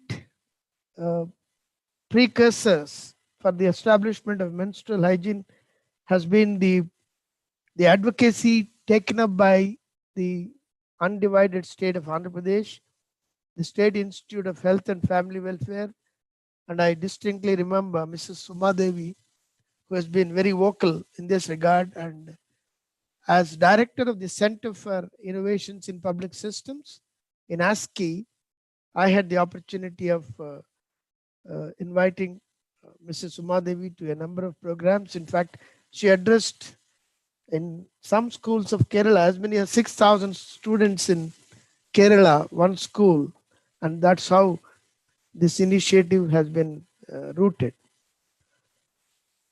It is also necessary that this step, which is now confined primarily to institutions, also gets grounded among those who do not have access to institutions. For instance, a number of children are outside the schools, are probably they are dropouts, particularly in the adolescent age. Those who are married and outside the fold of institutions also do not have the advantage of an institutional support or institutional sensitization insofar as menstrual hygiene is concerned. And I think probably we need to work out methods of doing this. I would also like to commend the government of Andhra Pradesh, where you have as many as about 1.3 lakh staff who are located in the Gram Panchayats and also in the ward secretariats in the urban local bodies. These 1.3 lakh staff have various categories, in fact 10 to 11, including a welfare and education assistant, a health assistant, a women police assistant, etc. It's a huge manpower. And I think we need to factor this in any effort at convergence. Convergence with the health institutions, convergence with educational institutions, etc. APHRDI, I'm also very happy to point out, has already taken up a huge sensitization program of these Gram Panchayat staff. Added to this is the 2 lakh volunteer workforce, which is also available both in the villages and in the urban areas. This 2 lakhs of volunteers and 1.3 lakh workforce in the Gram Panchayat and ward secretariats in the urban bodies is a huge workforce, huge body which can be made use of for a proper education, health education, nutrition, and all aspects relating to the health of children and adults. I think we need to properly bring out the synergies between various departments as related to the Gram Panchayat. Gram Panchayat, as envisaged by Mahatma Gandhi, have now become a very, very strong, vibrant body by locating these staff. The other aspect I think we need to focus probably is the manner in which some of the cleaning of these premises can be done. There are a number of handheld contraptions which are coming into the market, battery operated handheld contraptions. Probably it would be worthwhile to set up a small group to identify and to see how many of them can be located, can be provided at the schools, Anganwadi centers, and all other places which are frequented by people, including maybe public places like bus stands, railway stations, etc. So I think it's worthwhile to set up a small group, identify these handheld contraptions and see that this is taken forward. And one of the problems associated with the menstrual hygiene is the disposal of sanitary napkins. It's a major challenge, and I think we need to provide a proper protocol for disposal of these. Associated with this is the major sensitization relating to the very obnoxious practice of removal of the uterus among women and young girls. You know, unfortunately, this practice is very strong in states like Andhra Pradesh, Telangana, and perhaps some of the other urban centers. I have come across the wonderful work done by Dr. Kameshwari and Dr. Prakash, the doctor couple, who have been in the forefront of sensitizing people about the very unethical removal of women's parts, particularly the uterus, the ovaries, etc. I think this is something on which a massive sensitization program would have to be started. According to them, in terms of a survey conducted by them in 2007, there are as many as 30 lakh women in the states of Telangana and Andhra Pradesh whose organs have been removed. And this removal of the organs has a very debilitating factor, a debilitating effect in their health over a period of the next 30, 40 years. In fact, we are trying to link up with various authorities in both the states. I have offered to use my services to the extent possible. I think organizations like the UNICEF and the state governments in different departments would have to take it up as a significant program of building sensitization, capacity building of people, educating the boys and girls very early in their schools particularly at the adolescent age, educating children, and then ensuring that this pernicious practice of removal of organs, which has a debilitating effect on health of women, is taken up. And I think it's very, very essential. The last point I would like to make is the role of nutrition. I find that the scientists of the National Institution of Nutrition have been advocating the use of locally available grain and also vegetables and fruits. It's necessary that we prepare these local available material for being used in the respective institutions, health institutions, schools, residential institutions, etc., so that this capacity building of the managers, cooks, and other staff, sanitation staff, is taken up in a very significant manner.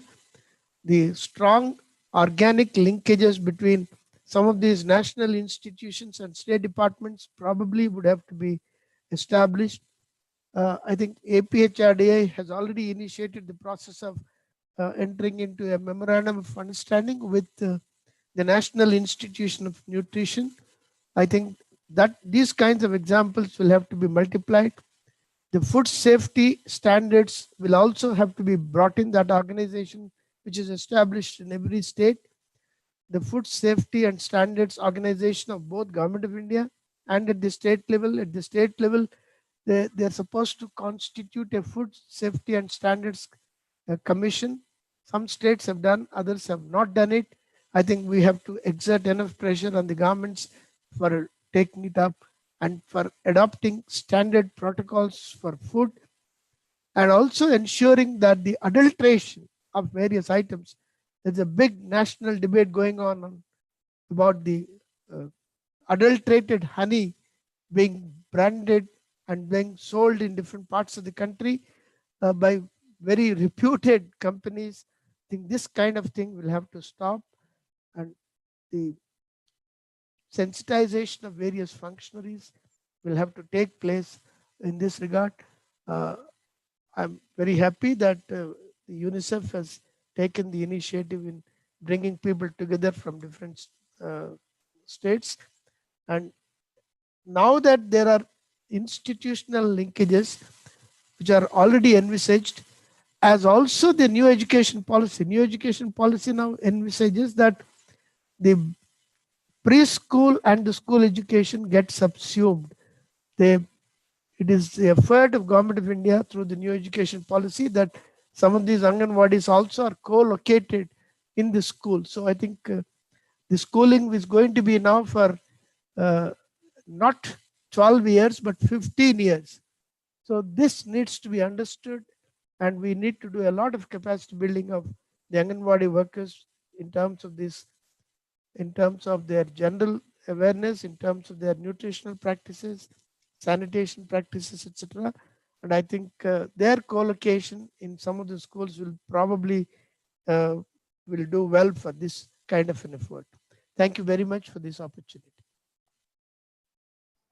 Thank you, Chakrapani Garu, for that very detailed yet very concise way of putting in the things and several issues regarding women and adolescent girls in front of us. It's actually very interesting to listen to how menstrual hygiene management is working in Andhra Pradesh and the kind of initiatives you have been able to take with regards to the same. Thank you very much. So several people are yet to type their questions in the question answer box. So if I can request you to please answer them if it's possible in the Q&A box. Sure, absolutely. Thank you, sir. Next, may I invite Dr. Manikanta P., who is the Washington Institution's consultant at the UNICEF Hyderabad Field Office for Andhra Pradesh, Karnataka, and Telangana, to give us a very brief explanation about how the MHM committee has been formed and the workings of MHM committee. Dr. Manikanta, over to you. Yeah, Namaskaram. This is just to add to what Dr. Sri Chakrapani sir already explained.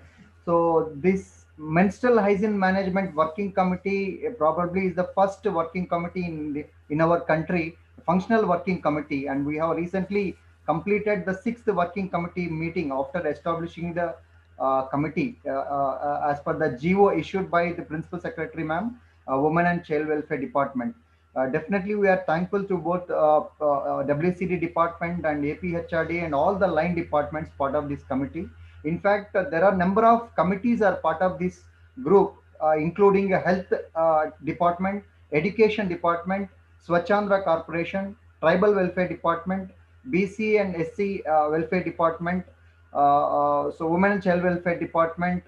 So there are number of line departments are part of this committee, and all the line departments part of all the 6 working committee meetings held from 2009 February to till date.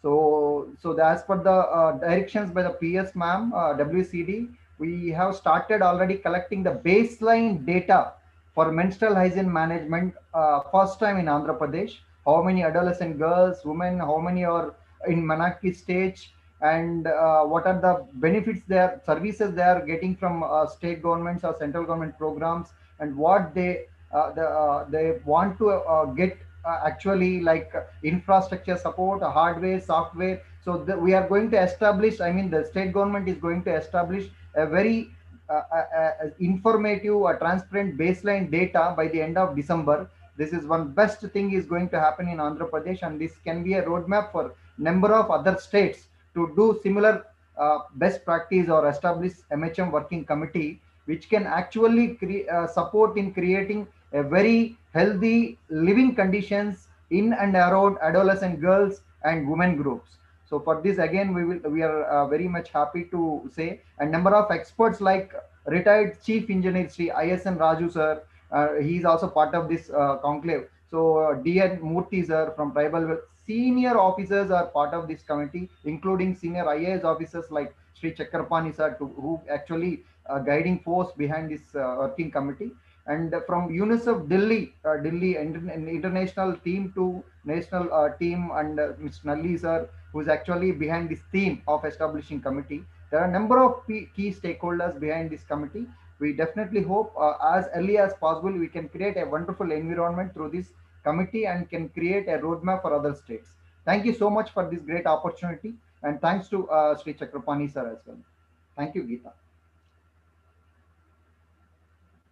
Thank you, Manikanta. I think that was very, very needed and interesting information for everyone, because this is one such first committees of MHM in the country, as you have rightly pointed out. And thank you for also informing everyone about the kind of interdepartmental coordination, etc., that we've been doing with the MHM committee in Andhra Pradesh. Thank you once again. Next, we will be having the session on WASH in healthcare facilities interventions. And to facilitate and present for this session, I would like to invite Dr. M.R. Sitaram. Dr. M.R. Sitaram is an orthopedic surgeon by profession, and he guides and mentors various community level initiatives, including the ones on reproductive and child health, water, sanitation, mobile dispensaries, community-based rehabilitation of the disabled, and HIV/AIDS. These are a very few to mention, and he does work on several other areas. He has more than 30 years of experience of working in the non-profit sector and has won many prestigious awards for his contributions. Dr. M.R. Sitaram, over to you, sir. And you will be having 10 minutes of time, and my screen will be there on Spotlight to indicate the time to you. Over to you, sir. Thank you.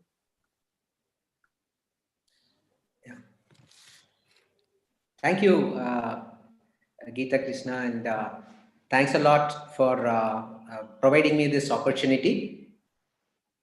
So my thanks to Mr. Nalli, Manikanta, Venkatesh, and the entire team for organizing this event and providing a space for this sort of discussion. So I will be sharing a PowerPoint. So I hope I will be able to do that.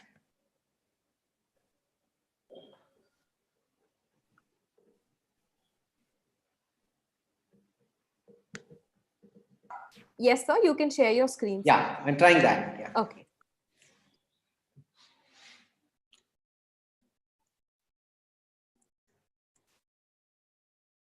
Yeah, so I will try to keep it to 10 minutes.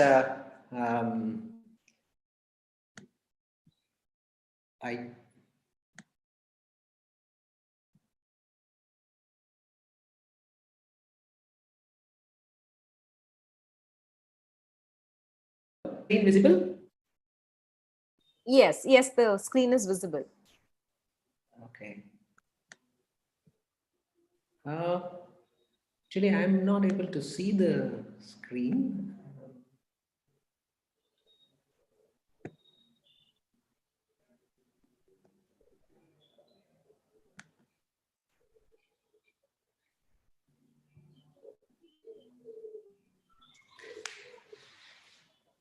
Yeah, so let me quickly move through.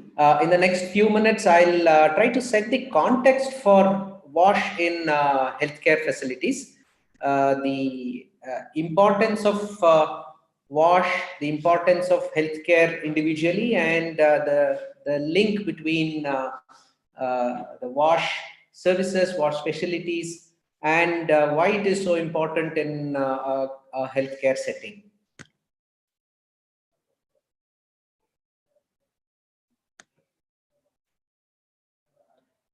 Yeah. So, and it's also important to look at COVID, because these days nothing moves without a mention of COVID, and quite rightly so. So I'll also bring in the context of COVID and how we can see that as an opportunity, though it is such a big tragedy that has hit the mankind. It's an opportunity as well, and how we can move forward. And for this, I'll try to bring in some of the experiences that we have been having in the programs that we have been implementing with UNICEF support and guidance in the healthcare facilities. Now, these are some things that everybody knows. A cute little child, fantastic to look at the child and enjoy its movement and enjoy its growth. But then the tragic question comes: will the child really celebrate its first year birthday? Now that is when reality hits us. A lot of our children die before their first birthday, and the biggest killers we all know, but let me rub it in again, are the ones that we can actually prevent. The precious lives can be saved by ensuring safe and clean environment. And environment basically means water. So water, basic prerequisite for life, and we all know water equals life. When there is NASA or ISRO announces that there is water on moon, everybody is excited. Oh, there's life on moon. It's essential. But the way I look at it, what is life-giving can also be life-taking. So what is Amritam can also be Visham. So that is when the roles get reversed. Water is a vehicle for taking good things in, taking bad things out. But when this gets reversed, you have disease. So instead of taking nutrients inside, if it takes pathogen inside, you get disease. Instead of taking out the toxins, as in a kidney failure situation, if it doesn't take the toxins out, you have disease. So harmful substances inside, useful things outside. So that is how the reversal happens, and water is the vehicle for either life or death, depending on what it is taking in, on what it is taking out. So the basic question is, suppose I have a glass of water or a bottle of water. Is this safe? Will this protect me or will this retain my health? And what keeps water safe is, part of it is sanitation, which is variously regarded as lifeguarding health. And basically, I believe, and I strongly use this sentence often, that sanitation is a way of life. So the way we handle things is what determines whether water or whatever it is safe for us or not safe for us. So we have this classical description of the epidemiological triad, which I think all of us know, the host, agent, and environment. Host is me, the human being, let's say, and I am susceptible to certain diseases, and this susceptibility is enhanced by certain of my practices. There are agents which cause disease, like the organisms like bacteria, the chemicals like fluoride, etc., and the environment which nourishes both of us, the host and the agent. And the key limitation here should be to make sure that the agent doesn't enter the host. And for that, we have the sanitation barrier. I'm sure we all know the classical description of 5 Fs, the food, fluids, fomites, flies, fingers, and feet, which protect us from the fecal-oral transmission of diseases. In addition, we also have the chemical contaminants, which are increasingly becoming more visible and more prominent as a public health hazard, like fluorosis and arsenicosis. And there are other causes which are enshrined or sort of supported by the WASH situation. And this includes what's called the unseen pollutants, the endocrine disruptors. I'm not going to talk too much about it, but something that we have to remember, because these are situations that we see all over, and this is what is actually endangering every life form in our small little earth in the universe. We have only one earth. It's important that we protect it. Now, water, sanitation, hygiene, collectively called WASH. But when we talk of water, it generally grabs more attention than sanitation and hygiene. And within water, the major focus all along has been quantity. Did you get water? How much of water? Quality was not talked about much, but we need to talk about it. Sanitation is always and generally equated to latrinization. Build toilets, you have sanitation. Unfortunately, that's not true. So we need to have an expanded view of sanitation. Hygiene, I've put in a question mark. What is it? It's hardly spoken about, but maybe thanks to COVID, people are now talking about hand washing. So at least now there is a greater importance to hygiene, and maybe this is what I was talking about as opportunity. Now we come to the other key word in my topic, healthcare centers. Now health is often one of the things that is recognized only when it is not there. When you have health, you are least bothered about it. But when it is not there, you suddenly feel that, oh, something is wrong. So that is when disease gets importance, not health, but illness. So that's the unfortunate thing. So if you fall sick, what do? You run to the hospital. The expectation generally is that once inside the hospital, everything will be taken care of. There is a team which will know everything and will make sure that you are back to normal. Put in a few medicines or injections or stuff like that and make you up and running again. And the general assumption, friends, is that hospital is a safe place. Now, this is the crux of the matter, and that is what we have to challenge, because that comes in with certain mindsets that we need to shake up. We need to understand that a hospital is much more than just a place where medicines are given or injections are given. There are a lot of stories which tell us tragic instances all along the history of especially the past few decades and centuries, and I'm going to share a few of them. I'm sure at least some of you would have heard of Ignaz Semmelweis, a pioneer in hand washing in the late 1800s. He was a Hungarian physician, a Hungarian doctor, who identified that the rate of infection within the hospital settings was far higher than in the community. And this was so for puerperal sepsis, that is, after deliveries, the number of people getting infected. So Ignatius Semmelweis identified this, and his slogan was, "Wash your hands with chlorinated lime." Unfortunately, during those days, none of the doctors listened to him, and he was branded a maniac. He was branded a lunatic. Unfortunately, he died a stigmatized death. But he was the one who first identified that healthcare facilities are actually potentially disease-spreading places, and that the healthcare facilities have a responsibility to reduce the infection rates. This was more than a century and a half ago. Then we have what is often called the story of Typhoid Mary, a cook called Mary Mallon, who was an asymptomatic typhoid carrier. So she worked worked as a cook, and because she was secreting the typhoid causing organism without her own knowledge, she was unknowingly spreading this disease to various people who came to the center where she was cooking. And at least 3 fatalities and over 100 cases have been recorded as being spread by her, and this brought to light the fact that there may be many asymptomatic carriers. Now these are things that tell us some stories, and then you have this story of syringes being found on the beaches of New York, used syringes being thrown around, and when this was actually one of the triggers for identifying the risks of spread of HIV/AIDS as well, way back in the 1980s. So healthcare waste as an important cause for spread of disease is something that history teaches us, and we need to understand that. And then there was an outbreak of hepatitis B in a place in Gujarat in 2009, and that again was traced to unsterilized syringes.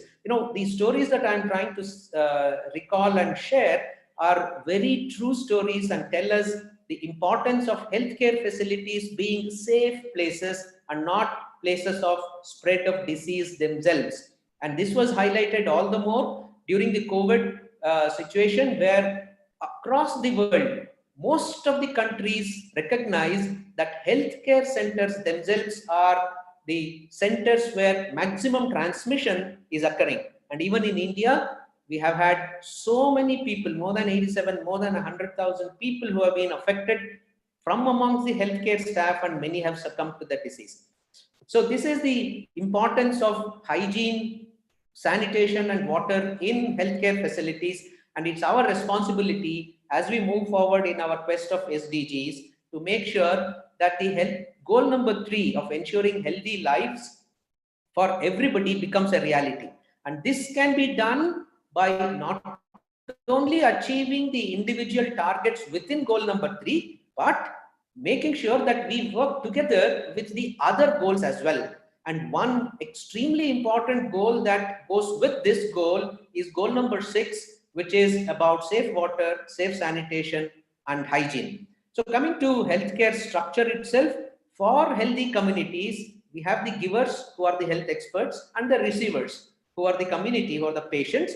But two enabling environments, one is outside in general, where you have the residential areas or the working areas and other things, and the healthcare infrastructure itself, which means the hospitals, the clinics, the labs, etc. So it's critical that this entire environment ecosystem is managed properly. Now, generally what happens when disease strikes, let's say in the place where I work, a remote tribal colony in HD Kote in Mysore, suppose somebody falls sick, what happens? The first thing is there is poor connectivity, communication. Nobody knows that there is a person with serious illness. And then he cannot reach a place because of poor infrastructure. And the place that he reaches, the healthcare facility is not strong enough. It's a sort of vicious cycle which makes sure that the disease spreads and not health. So this is the situation that we are facing, this sort of overcrowding. Some people get in, some people can't. And once inside the hospital wards, there are so many things to be done and so little people, so little facilities that it's always a mad crowd out there. WASH in healthcare settings, there has been a conventional understanding, like I was saying, water about quality, etc., sanitation about toilets, healthcare waste and solid waste, hygiene about hand wash for certain procedures, and linen and swabbing. But there are certain things that are left out, which COVID has actually highlighted, and that basically is about practice. It's about behavior. Most importantly, about how we maintain whatever has been created. Infrastructure is there, but do we use it and maintain it? Do we ensure that sources are sustained? Do we go beyond toilets? How do we ensure that this safe behavior is imbibed by the patients and their families as well? So these are challenges that are important, because WASH affects everybody. Within the hospital, it affects all healthcare providers, particularly the ones who are the front line, the group D, the persons who swab the floor, who mop the floor, who touch the dressings and other things, because there is high exposure, there is poor protection, there is repeated and long exposure, and believe me, there are high levels of stress. There are high susceptibility situations, extremely high levels of stress for the healthcare providers. For the patients and families, they're already exposed or diseased, they're already susceptible, so they need to be protected further. Community, because there is a free movement, people within the hospital move out into the community. Healthcare waste segregation is not very effective in general. Mixing up of water sewage lines, air and water pollution hazards. So these are situations that put the entire community at risk. And therefore, we all need to contribute. We all need to join hands and make sure that every health center is a safe health center. And to do that, we don't need ventilators. We don't need CT scans or MRIs. All that we need will be simple provision of safe water, safe sanitation, and safe hygiene. And just to move on, we have had some experience in healthcare wash interventions thanks to UNICEF. A couple of years ago, we intervened in about 40 PHCs in northern part of Karnataka, and now we are doing the same thing in and around Mysore with certain additionalities. I'd like to share some principles of what we are doing. One is that WASH makes a difference. It's a conviction for us that for patient care, WASH services in hospitals are extremely critical. We want to focus on the simplest things first, and we have to do it together. The 3E principle of execute, we do what we are supposed to do, we empower, we allow others to do what they are supposed to do, and then we enable, we help people who are not in a position to actually get that skills and execute their responsibilities. I'll just briefly mention about the key strategies that we have adopted and then end it a couple of minutes. The first and the foremost strategy that we have adopted is to have a team-based approach. And when I say team, it's not limited to only the hospital staff, not the doctor or the nurse. It includes everybody in the hospital plus key people in the community, like the Arogya Raksha Samiti, the local Panchayat Raj institutions, the local patients and their families. So this is the team that we are looking at. It is their hospital and they are all going to contribute to making it a better place. Everybody owns the process, but it's anchored by the person responsible, who is the local leader. Leadership is extremely critical. Most important, change maker is the leader. So each one works. This is our principle. Each one does whatever he or she is supposed to do and pitch in wherever it is required. Measurement of benefit is something that we believe in. Nothing works without measurement. So we have a baseline and periodically do progress charting. Now, measurement is extremely difficult. Not many people want it, but we are trying to push for it. Advantages of WASH in terms of patient care, in terms of quality of care, satisfaction, overall community well-being, all these are being tracked. One more thing is, we don't want to point fingers, no persecution. So don't hide mistakes. Everybody does mistakes, but we want to promote that only some people correct themselves and let us be those special people. The other principles that we believe in are learn from each other. We share challenges. We have a WhatsApp group that's created across all the places where we intervene, and we share and encourage people to share what worked and what did not.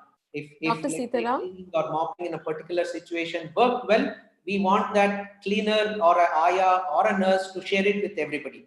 Mutual appreciation is extremely important. A timely word of, oh, well, shabash, you have done it well, matters a lot to people. Highlighting achievement and celebrating success is extremely critical, because each small step of success leads to the big one. And stay connected, share, pulling each other up. If somebody has not done something or going down, then we don't want a crab mentality to come up, but on the other hand, make sure that we pull each other up. So ultimately, public health is not just about the number of hospitals or the number of doctors. It's a combination of multiple things, but healthcare facilities are extremely critical, and let us make a difference by being the change that we want to see. So this was what I wanted to share as a attempt to highlight the importance of WASH in healthcare facilities. I hope I've been able to communicate as a medical professional how strongly I feel about it. because this sort of may make or break. For me as an orthopedic surgeon, I can do a fantastic total knee replacement, which is perhaps one of the desired surgeries. But then if the water that I scrub my hands with are dirty, I'm going to put all sorts of pathogens into the patient's knee. So let me not do that. Let us not do that. So let us enable all our healthcare facilities with good wash.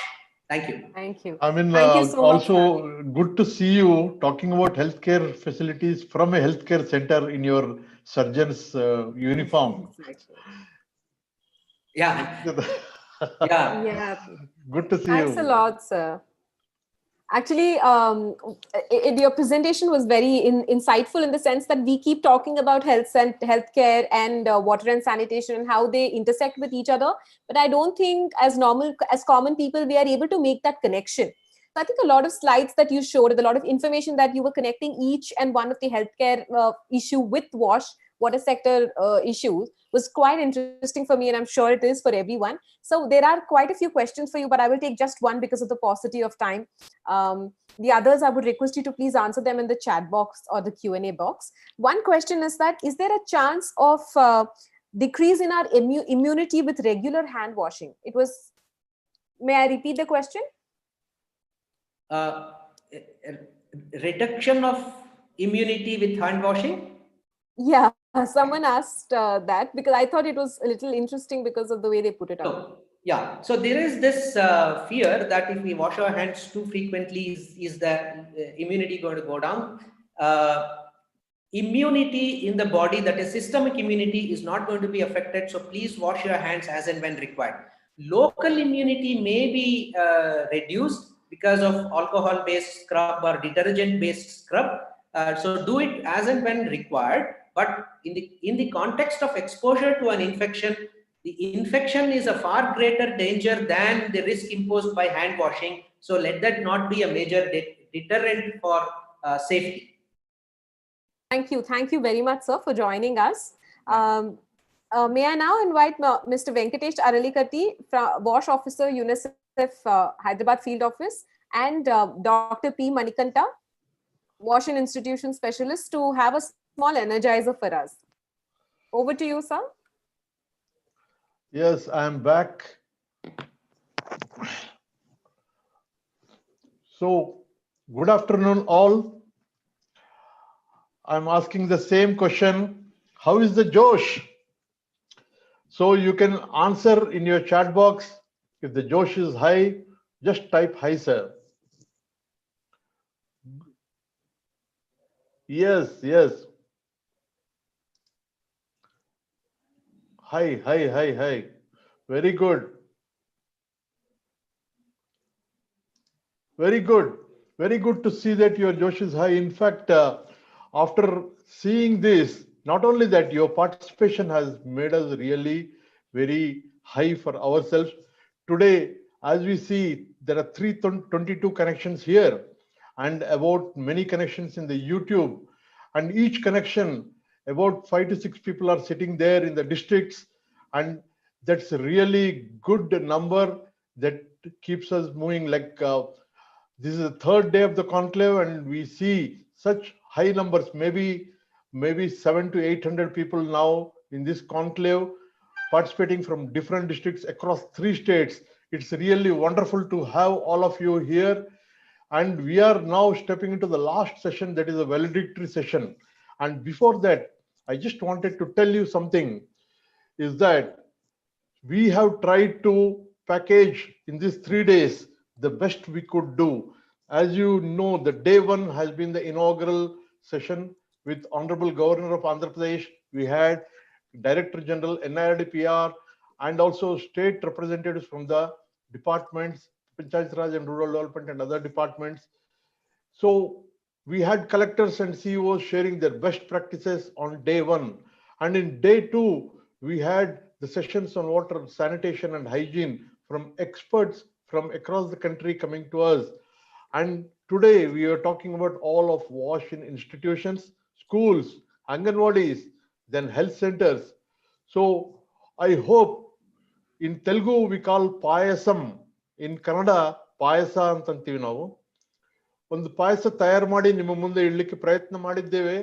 మీ ముందు ఒక మంచి పాయసంని తయారు చేసి పెట్టాము. దాంట్లో మంచి యాలక్కాలు, తర్వాత జీడిపప్పు, ద్రాక్ష, మంచి పంచదార, మంచి పాలుతోని మీకు తయారు చేసాము.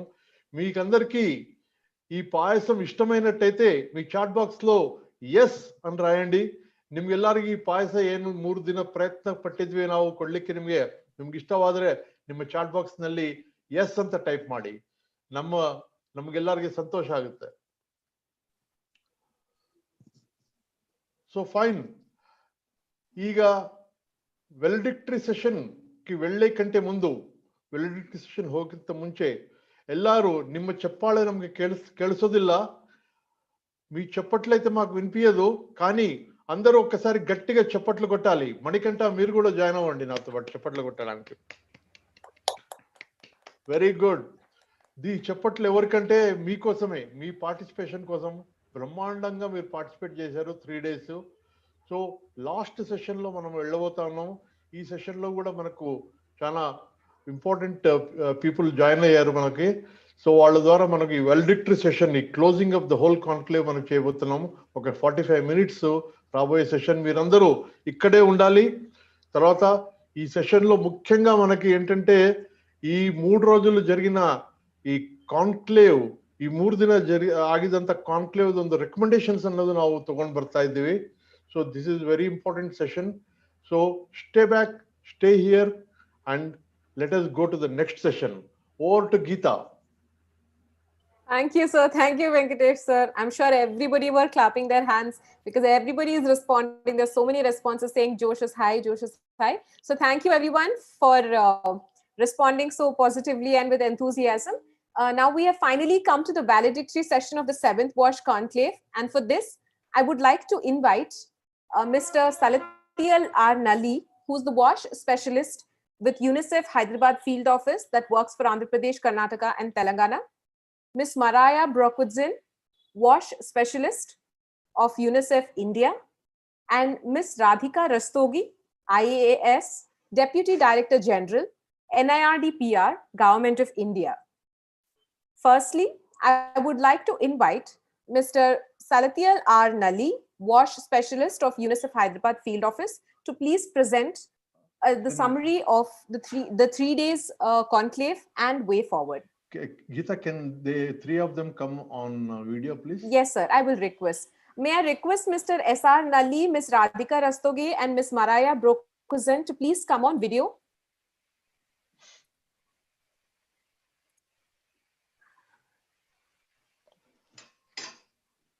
Ravi, will you be able to spotlight them? Yes, I did everyone, Geeta. Everyone All on right. spotlight now. Thank you. Thank you. Mr. Nalli, over to you. Thank you, Geeta. And thank you, everyone. And respected Deputy Director General, Ma'am, Radhika Rastogi, and my colleague Maria from Delhi, and all the participants who are part of this wonderful conclave. And it's so exciting to see that at the end of 3rd day, so we have so many participants still attending from all the 76 districts of the 3 states, as well as some of you might have attended from other states also. So we warmly welcome you. So this conclave is a product of a wonderful partnership with NIRDPR since many years. As you have known, this is the 7th conclave in a row.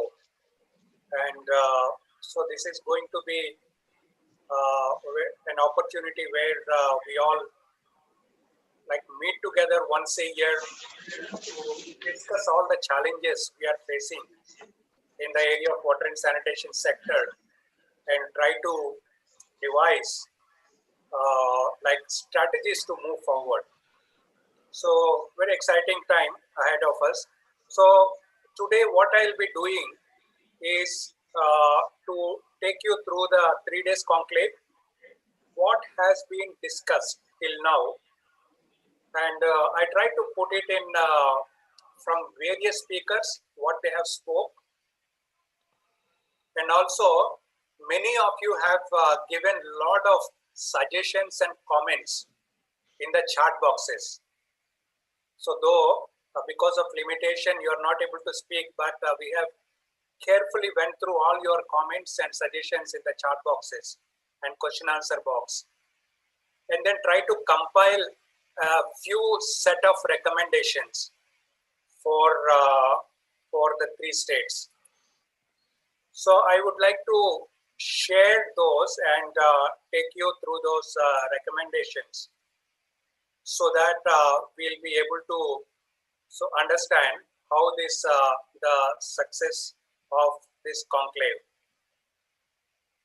So summary and recommendations. As you all know that this conference was inaugurated by Honorable Governor for the state of Andhra Pradesh. And you can see that they're releasing a conclave booklet. So this conclave booklet, you can download from NIRDPR website. So which contains key messages from dignitaries. Then you have information about Swachh Bharat Mission and Jal Jeevan Mission, which are our primary drivers for water and sanitation in India. And then we have Gram Panchayat development plans and information about 3 states, their profiles, as well as the activities which UNICEF partners are doing in these 3 states. So all this information is beautifully compiled together and made available. So we'll be also printing these copies and circulating to you as this was already launched. So few highlights of this conclave for the benefit of all the participants as well as our DDG ma'am and Maria who are participating today. So this is the 7th annual conclave and the first one to be conducted online, which is inaugurated by our Honorable Governor of Andhra Pradesh. In the inaugural, we had Director General NIRDPR and Principal Secretary RDPR from Government of Karnataka and Managing Director Swachandra Corporation, Chief of Hyderabad Office UNICEF, Chief of WASH UNICEF India, and also in the next session we had district collectors and CEOs from all the 3 states who participated in the panel discussion.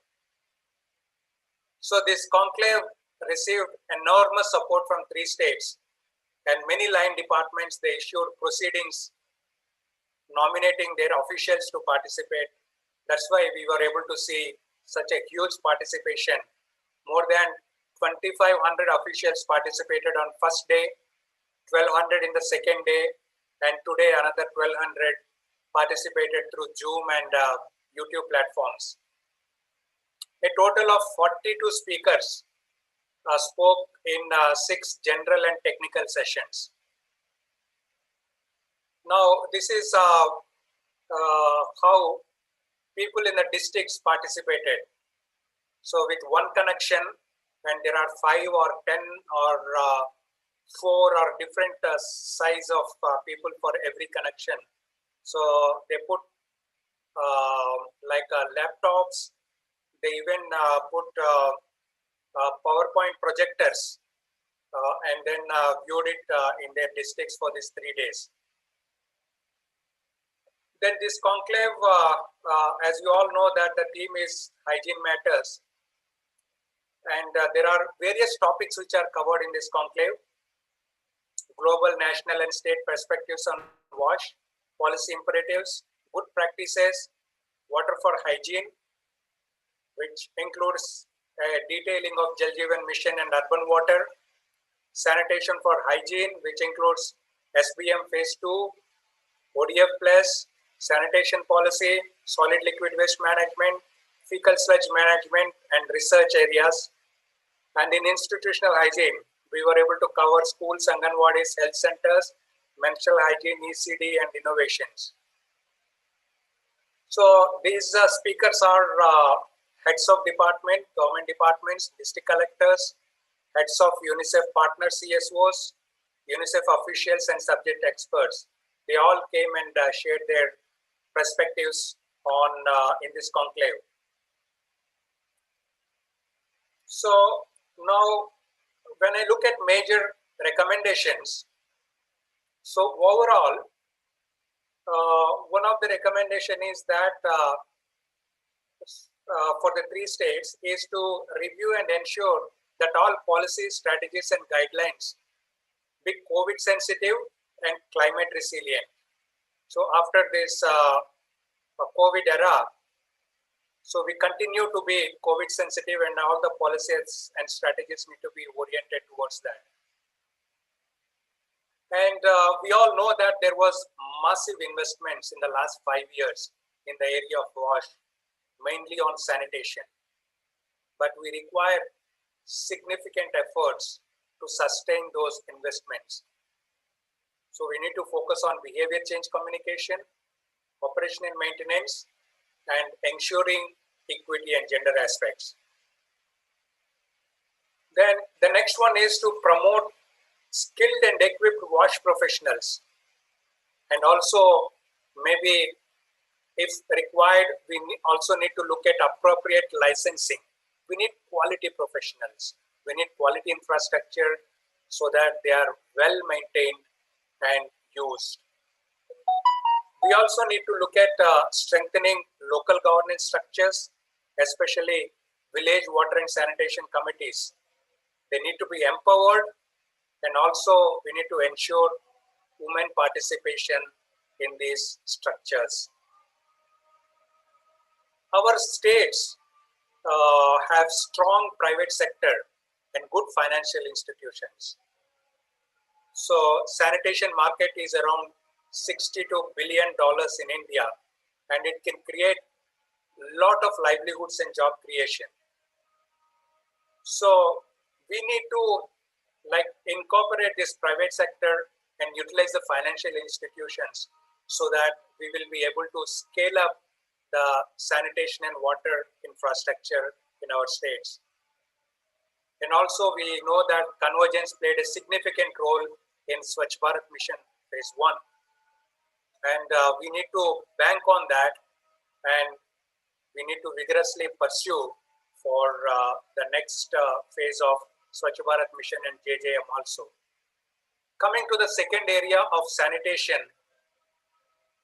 So we are recommending to states of Andhra Pradesh and Telangana to develop sanitation policies, strategies and bylaws in line with government of Karnataka. They already presented to us how they have developed and then what is the use of that. And we also need to ensure solid and liquid waste management projects. So now it is more infrastructure driven, but we need to drive behavior change in the areas of reducing and reusing resources where possible, on-site composting of organic waste, door-to-door collection and recycling of inorganic waste, on-site treatment and safe disposal of both black and grey waters. So we also heard that this solid waste is going to be a time bomb in the days to come. So we need utmost attention in our states in this special area. So another one is to look at Gram Panchayat level service benchmarks. So people, as you know, that water and sanitation is right. They have right to have services at their doorstep, quality services at their doorstep. We need service benchmarks. How much time, if a pipe is dysfunctional, maybe within half an hour, it need to get repaired. So those type of benchmarks are required. And also we need to look at revenue generation models for community sanitary complexes and solid waste management. It is not, many people say it is no more a waste, it is a wealth. And we also need to look at, after this COVID, the lessons what we learned. We need hand washing stations in all public places and institutions. and homes. So we need proper O&M systems in place. And also the last area in sanitation is that the sanitary workers, they need to be well protected. Their safety has to be taken into consideration in both rural and urban areas. So the next area of drinking water. So we need to promote appropriate mechanisms to streamline tariff collection, which is a very, very sensitive issue. We need to crack that issue in our states. It can become model for the rest of the country so that we have sustainable and adequate water supply at household level. Then the next area is source sustainability. We build lot of infrastructure, and then with special reference to droughts, which are recurring, and other climate-induced disasters. Now, source sustainability is very important. We need water in the source. Otherwise, all these pipelines and systems have no value. Then we also need to look at gram panchayats. They have to manage their own drinking water systems. So we need to build capacity, we need to facilitate, and then we need to put appropriate systems and structures in place and give them freedom to do that. And in the South Indian states, we are proud of our technology advancement, and we need to use that technology for our monitoring, operation and maintenance systems for water delivery. And this whole drinking water systems, we need to look at end-to-end approach, starting from source to the disposal of the gray water or black water, whatever. So we need end-to-end approach. A package of interventions are necessary, a holistic way of looking into water supply. We also need to look at leadership of women in key decision-making structures. So not only at Gram Panchayat, at various structures, so related to drinking water supply, because they are the one who manage drinking water at home. The next area is institutional wash. So the most important area, sufficient budget or operational maintenance. We have many comments which are received in the last 3 days. So one is there is no good quality facilities in the schools, but also no money for operation and maintenance. So we call upon the states to provide adequate operation and maintenance budget, which need to come on time to the schools. Some states have budgets allocated, but they don't reach the school. So at various levels, it gets stuck. So budget allocation for monthly maintenance is very important for schools and Anganwadis. And also for wash infrastructure in schools and Anganwadis, we also need to look at 15 finance commission funds under Gram Panchayat. And also we call upon the states of Telangana and Karnataka to look at coordination between line departments. So Andhra set as an example of setting up a coordination body, a working committee on menstrual hygiene, which was also presented. And we also need to look at integrating wash requirements in institutions as part of Gram Panchayat development plans. This GPDP has a special section on institutional wash. So that has to be populated, a special budget has to be allocated in GPDP plans at Gram Panchayat level. And also wash infrastructure in health centers should be given priority in budget allocation and execution. Health centers have budgets, but when it comes to operation and maintenance of wash facilities, so not sufficient budget is allocated, which is also highlighted in our sessions. So finally, when I come to the summary, so in this 3 days conclave, so we are all proud to acknowledge that we were able to meet all the objectives, bringing all stakeholders, government, non-government, civil society, corporate, everybody came together and deliberated on WASH issues, strategies, and way forward. And we all learned from each other. And also now we were able to strengthen collaborations and partnerships between all these stakeholders. So what happens next to these recommendations, what we have just compiled together? So these recommendations will go into UNICEF work plans as well as other stakeholders' plans for next 2 years. And UNICEF will also take responsibility along with our government departments in collaboration with NIRDPR, state government and other stakeholders to take forward these recommendations in the coming years. So we know next year, 2021, we will be more focusing on COVID-sensitive programming. So COVID may be there for some more time or it may go. But COVID taught us a very important lessons of hygiene, which is the theme of this conclave. How important it is and how useful it is. So we need to integrate this sensitivity of COVID into our regular programming in all the sectors. And also hand hygiene will be one of the primary area in the coming years. So we know that how important the hand hygiene is. So every speaker talked about it. And also vaccine distribution, as you are all aware, that globally UNICEF is leading the vaccine distribution across the world, procuring and then supplying to the countries, around 90 countries who require that type of assistance. And in these 3 states also, so we are part of the government collaborative committees to take this vaccine distribution at a scale and at a shorter period of time. So these are the recommendations and way forward for the next year.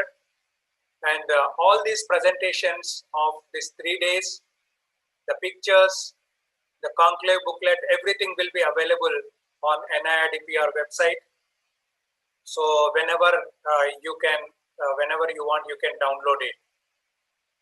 So thank you very much from all our team, and wish you a great time ahead. Thank you very much. Thank you so much, Mr. Nally, for the detailing of the summary and conclusion. May I now invite 3 representatives from the 3 states of Andhra Pradesh, Karnataka, and Telangana who have been a part of the conclave for all the three days. I would like to request them to please come on to the video and share their experiences of being a part of the conclave. First, may I invite G. Sai Kumar from Guntur, Andhra Pradesh. Sai Kumar garu unnarandi? Sai Kumar garu? Guntur MIS. Okay. You can call the next person. Yeah. Meanwhile, Subhas can coordinate. Yeah, Sai Kumar is there. Yeah. Yes, madam. Yeah. Yes, please. Sir, please share your experiences about the 3 days. Thank you. Okay, madam. Good evening to all the dignitaries, officials and consultants from 3 states and other parts of our country. This is myself, Sai Kumar, DWC, MIS consultant from Guntur district, AP state. Thanks for giving me this opportunity to represent from Andhra Pradesh state in the 7th WASH conclave conducted by the UNICEF and NIRDPR Hyderabad from 2nd to 4th December 2020. Great pleasure. This conclave is really excellent for us to get better understanding on policy, technologies, innovations, guidelines, institutional strengthening, and IEC and capacity building, monitoring and cross-learning and solid waste management activities.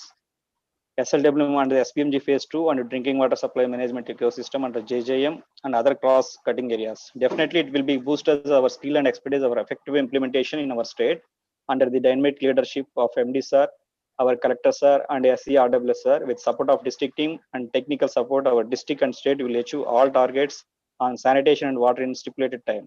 Personally, I am feeling glad to be part of this conclave. Thanks to all. Over to Geeta. Thank you, sir. That was very enthusiastic about achieving goals and all of that. Thank you so much for sharing. Next, Neelamma from Belagavi. Neelamma, District Project. Yes, ma'am. Yeah. Thank you, ma'am. Thank you, Geeta, ma'am. Good evening, everybody. Myself, Neelamma Kamte, working as a district project manager in Jal Jeevan Mission, Belgavi district, Karnataka. I am also take care of SBM IC and HRD activities. Firstly, I would like to thank you, UNICEF and NRDPR team to conduct such a wonderful conclave on hygienic matters workshop for 7th water and sanitation and hygienic conclave for 7th.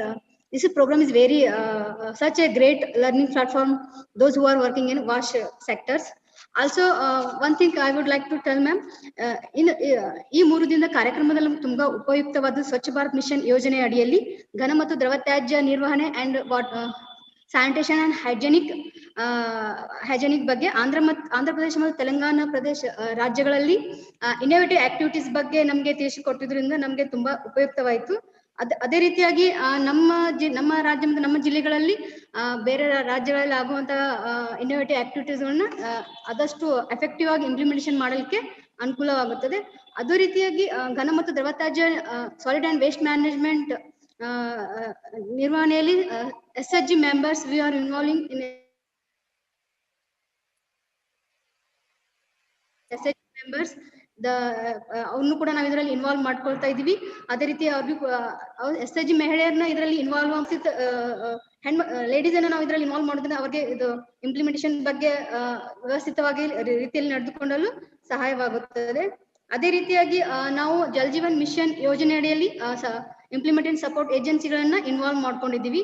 ಅವ್ರಿಗೂ ಕೂಡ ಈ 3 days program ಏನ್ ಇದೆಯಲ್ಲ ಅವ್ರಿಗೂ ಕೂಡ ಒಂದು basement platform ಆಯ್ತು. ಯಾಕಂದ್ರೆ ಅವ್ರು ಬರೀ ವಾಟರ್ ಇದರಲ್ಲಿ ಸೆಕ್ಟರ್ ಅಲ್ಲಿ ಮಾತ್ರ ವರ್ಕ್ ಮಾಡೋದ್ರಿಂದ ಈಗ ಸ್ವಚ್ಛ ಭಾರತ್ ಮಿಷನ್ ಅಲ್ಲಿ grey water management, solid and liquid resource management and faecal sludge management ವಿಸ್ತಾರವಾಗಿ ಮಾಹಿತಿ ಕೊಟ್ಟಿರೋದ್ರಿಂದ ಇದು ಕೂಡ ಅವ್ರಿಗೆ ತುಂಬಾ ಹೆಲ್ಪ್ ಆಯ್ತು. Also, I would thank to all UNICEF team members and NRDP team members to share my views in this session. And I will thank to Dinesh sir and Geeta ma'am. Thank you, ma'am. ಧನ್ಯವಾದಗಳು ನೀಲಮ್ ಅವರೇ. Thank you. Next. I hope you don't need any translation, no? Sir, no, sir. Would you like to translate it for Maraya or Radhika, ma'am? No, it's fine. Thanks. All right. Thank you. We can proceed. I got the gist. Thank you, ma'am. Thank you. Next, I would like to invite Karra Sabita, CDPO Karimnagar District, Telangana. Sabita garu unnara andi? Yes, ma'am. Cheppandi madam, mee experience. Thank you, ma'am. Good evening, everyone. And I am K. Sabita, CDPO from Karimnagar District, Telangana. And I'm very grateful for this opportunity to interact with you all in this 7th WASH conclave of jointly organized by NIRD and UNICEF for Andhra Pradesh, Telangana and Karnataka. And I thank and congratulate the hosts for the successful completion and for having enlightened us with the important issues of hygiene. And this is the first time, madam. I am very much excited to participate in this 3 days workshop. And thank you very much. And the governor of AP also participated. I am very glad, ma'am, for that. And he has released a bulletin, and that is very much useful for us. And we see that during the Corona times, the significance of hygiene practices is very much increased. And the visionary project, the Swachh Bharat mission, has helped the all community globally and more through these testing times. And I take this opportunity to take pride that our Karimnagar district in Telangana has won the national award for Swachh Bharat under the leadership of our district collector, Mr. Shashanka, and the best efforts of our SBM mission coordinators, Kishan Swami and Ramesh and all other team. And our district collector, Shashanka sir, also participated in this, took part in this panel discussion.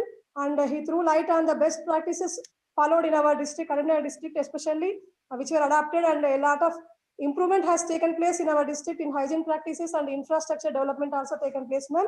And especially coming to our department, that is Women and Child Welfare Department, madam, we are more focused on the vulnerable group, especially children and adolescent girls, pregnant and lactating mothers.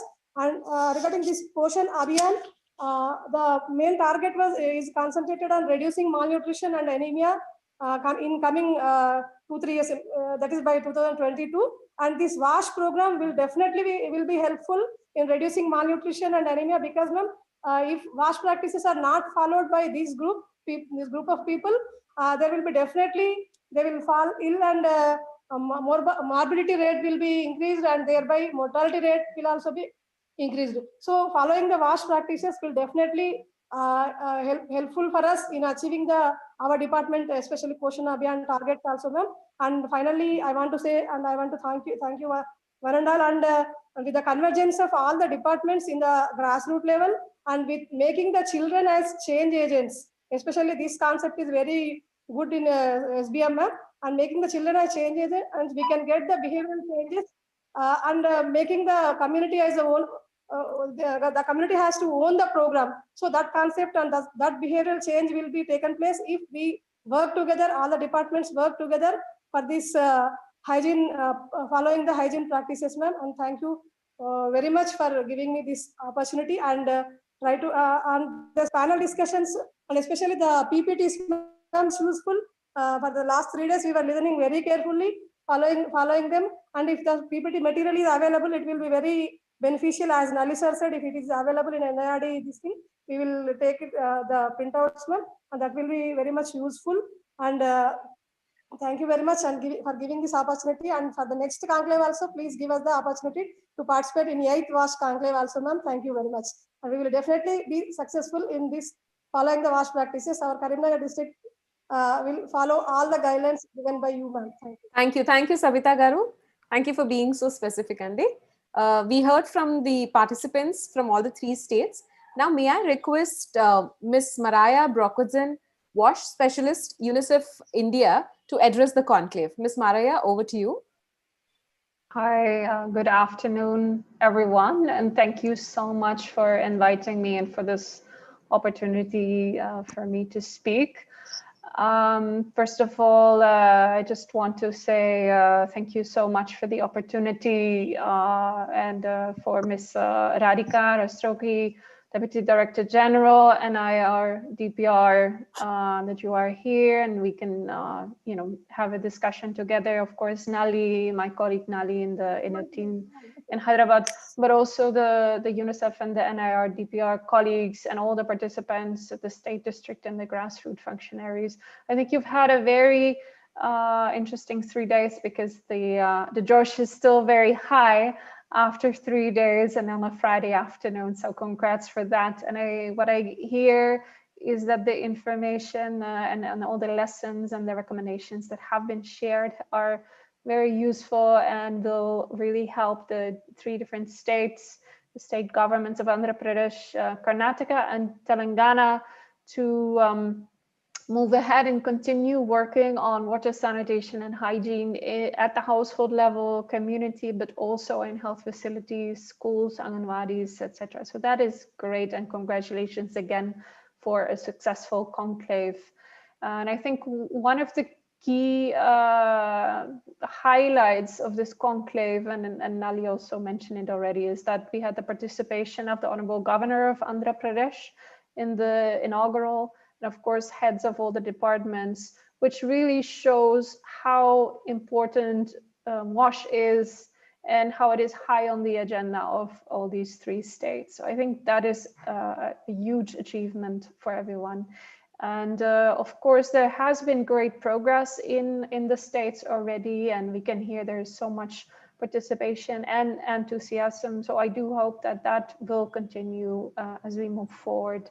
So I further want to highlight that UNICEF has been a long-standing partner with the government of India, but also with the different state departments, including in Andhra Pradesh, Karnataka, and Telangana. UNICEF works in 15 states in water and sanitation, and we're really grateful to be able to partner with the government and help people achieving universal access to safely managed water and sanitation in India. We would like to continue this collaboration, of course, and I think one of the key areas we would like to collaborate on is on capacity building, and we've already heard the importance of having technically qualified and equipped, capacitated functionaries. And I think this is really a key area where we can support in the collaboration. The COVID context, we all know, is really very critical. It's not going away. It will stay with us at least for months, years to come. There is, of course, the rollout of a vaccination campaign, and UNICEF is playing a big role in that, but we should not forget the importance of hand washing and other COVID responsive behaviors that we can continue to promote and adopt. And we will continue to work on this. And as for that, I think ensuring that COVID sensitive programming and COVID sensitive guidance and policies are in place is very important as we move forward.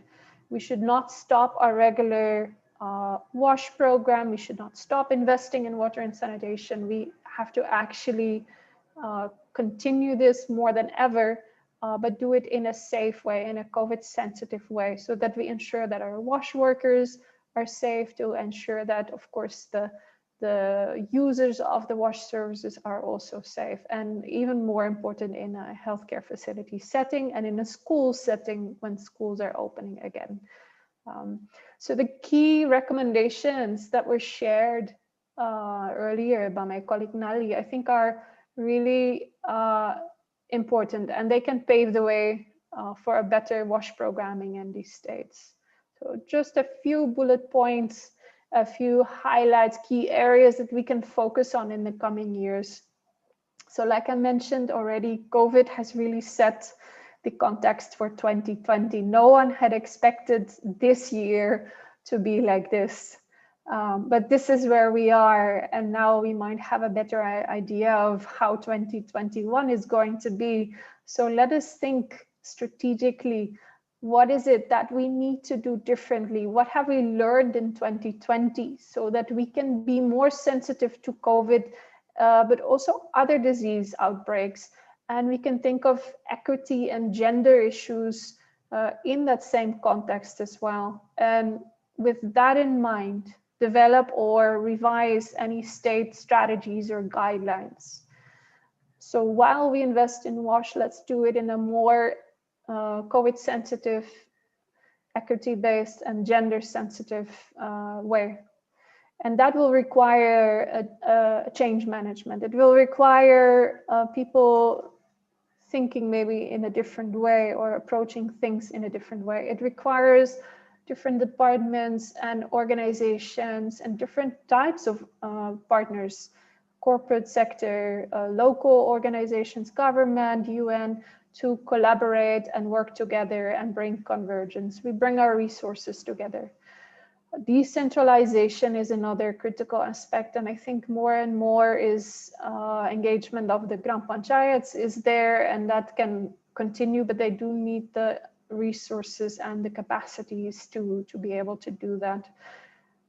Another major area to focus, I think it was mentioned also, is around skills and employment generation.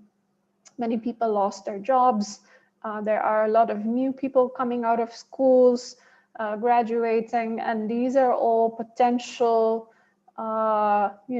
people that could work in the WASH sector, but they require some kind of skill training or they require some kind of employment opportunity.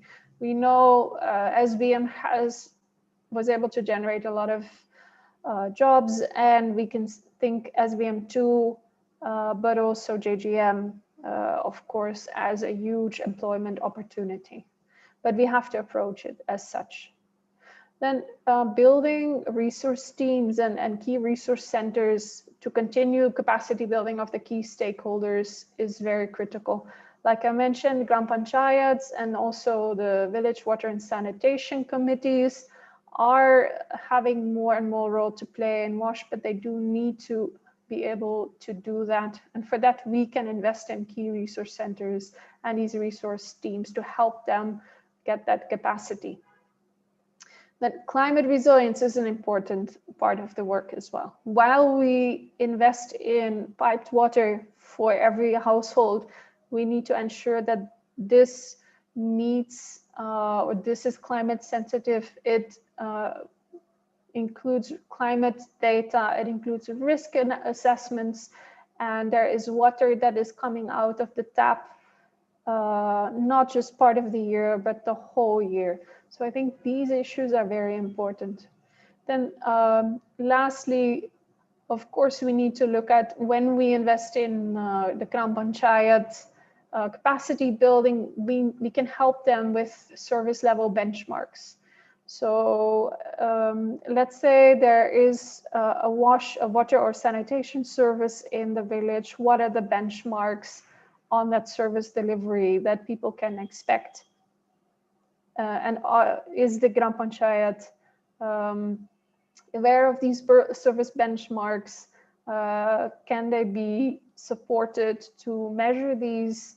And also they might need some professionalization of services. So can we help with contracting, even involving of local organizations to ensure that the service delivery is taking place?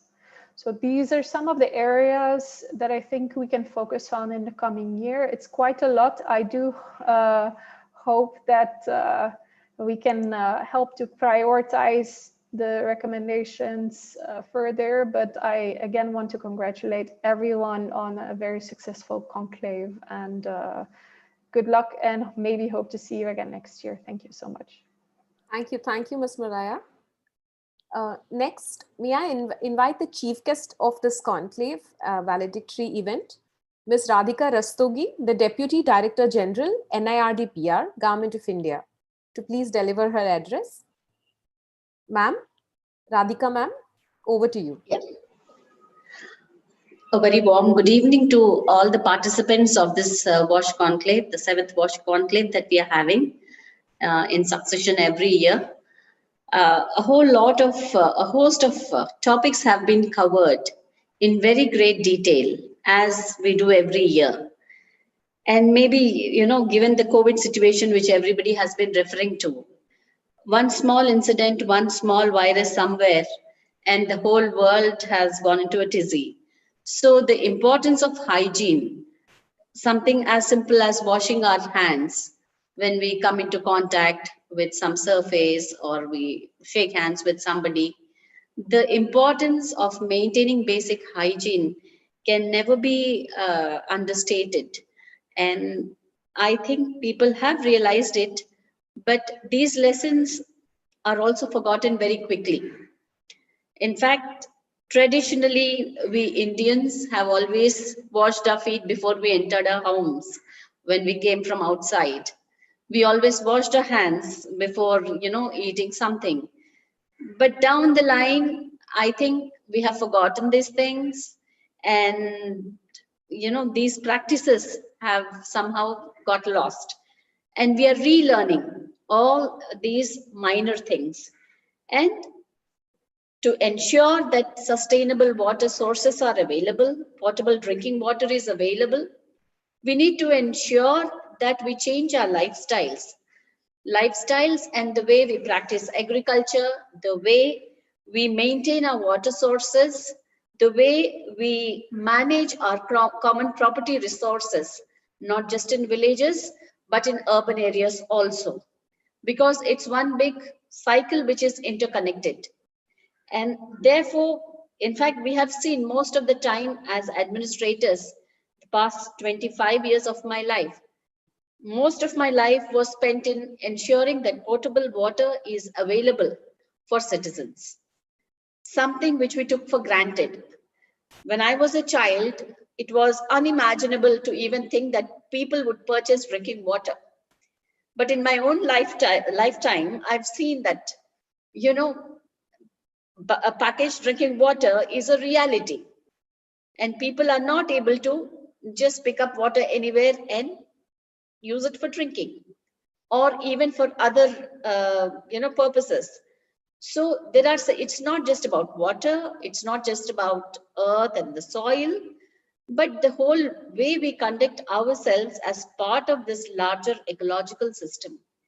I think we have to take our roles very responsibly. The kind of use and throw culture we have gotten into, this microplastics are coming back into our systems. Whatever pesticides, insecticides we use indiscriminately, or the various other chemicals which we use in our day-to-day lives, be it in cosmetics or for maybe some perfumes or stuff. These are also adding to the pollution in our environment. And something that starts at one point of the food chain reaches the human beings in no time whatsoever. Whenever we encroach upon the rightful place of other living organisms in the environment, we are feeling the impact in no time at all. Therefore, I think as human beings, we have a larger responsibility, not just to the environment, but to ourselves. If we need to survive as a race, we need to ensure that every action of ours is responsible, every thought is also responsible. And if that needs a little bit of lifestyle changes, we should be willing to make it. Otherwise, we would be forced to make it.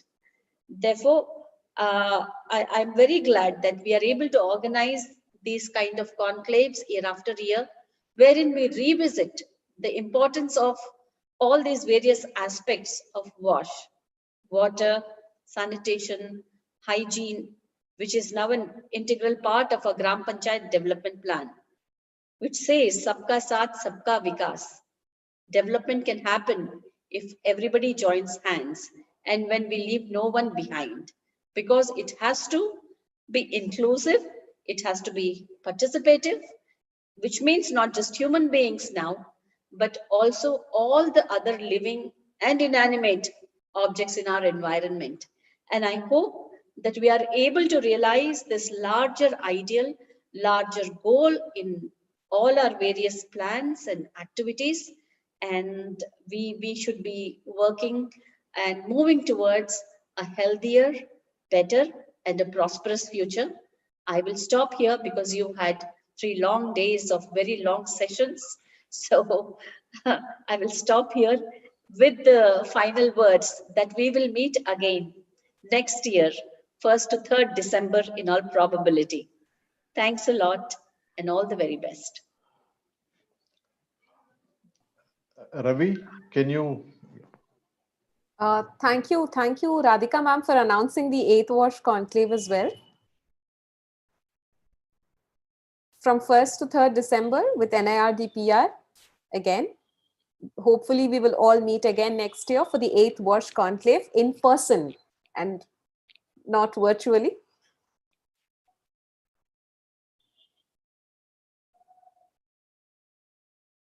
You can also visit, participants can also visit the same link to keep getting details of the 8th WASH conclave and what can be expected from time to time. I would request all of you to please visit the same link for the 8th WASH conclave for Andhra Pradesh, Karnataka and Telangana from 1st to 3rd December with NIRDPR.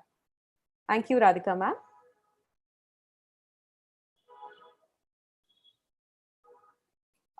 May I now propose Mr. Venkatesh Aralikati, WASH Officer, UNICEF Hyderabad Field Office, to present a formal vote of thanks. Venkatesh sir, over to you. Thank you, Geeta. So it has been really great last 3 days working with all of you virtually though, but it was fantastic. The sessions and your participation really enriched the whole proceedings of the conclave. So I propose this vote of thanks first to Honorable Governor of Andhra Pradesh, Sri Biswabhushan Harichandan Garu, who has consented and participated as our chief guest in the inaugural session of the program. I thank him very much for taking his time out and being our chief guest. We had several heads of the departments from three states, Andhra Pradesh, Karnataka, and Telangana, who have not only participated but ensured participation of the whole downline from the state officials, district officials, mandal, and grassroots level to participate in the conclave. They issued proceedings and orders, instructions to the downline to participate. Therefore, we could see a huge participation from all the three states, thanks to all the principal secretary and commissioner of several departments, rural drinking water supply and sanitation, women and child welfare, education, and health. And so many officials really participated because of their interest in the whole thing. And I thank all the district collectors and chief executive officer, Jilla Panchayat, for their participation on day one of the conclave and ensuring that the district teams are there in this conclave and share and learn something out of this conclave. And their sharing of best practices has really enriched the proceedings of the whole conclave. Thanks to all of them. And there are many people who have really been part of this, like civil society organizations and heads of the organizations of UNICEF partners who have been part of it as a facilitator, as a session, taking some sessions. Really thanks to all of them for being part of this conclave. Thank you very much. So very importantly, our valued partner, National Institute of Rural Development and Panchayat Raj.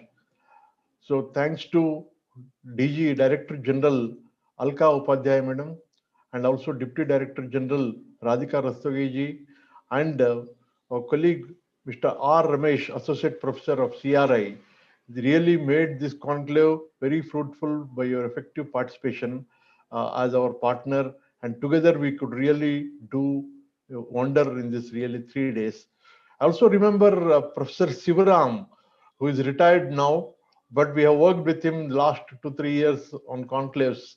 So based on our invitation, he was also participating in this conclave as a participant, and thanks to him also for joining us.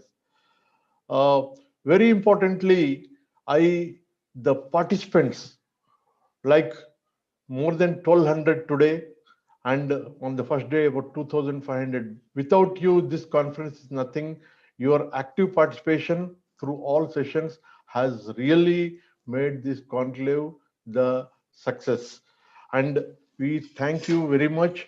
And to the media group, people like covering the day one and also today for being with us, and as a partner, you have really shared all the things.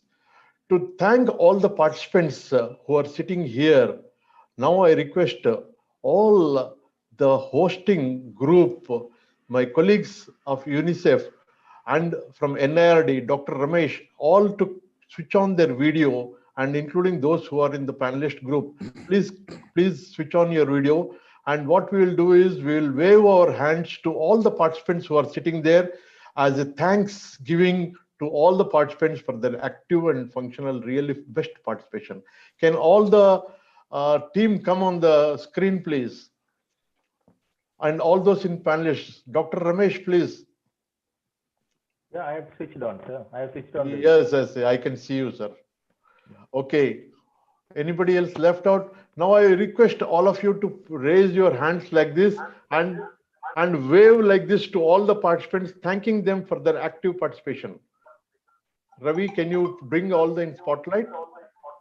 1 second, sir. Spotlight doesn't work for more than 4 or 6 people. So we all, Ravi has to spotlight everybody. Yeah, so do on spotlight then, so that everybody can be seen. So, and then put it in gallery view. Yeah, gallery view, Ravi. Yeah.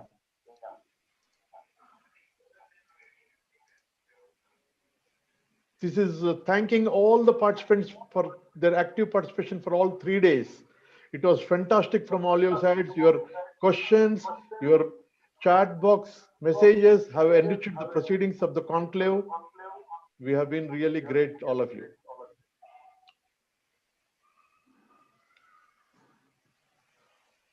Okay. Thank you very much. Over to Geeta. Thank you. Thank you, Mr. Venkatesh. Ravi, we do have one more small interaction with the participants. Yes. Can we have that? I request all the participants to once again go to menti.com. I think Ravi will be able to help you. We want one very small feedback from you, and that is because there's a lot of people and everybody can't speak, but we still want your feedback. Ravi, over to you for the feedback. Thank you, Geeta.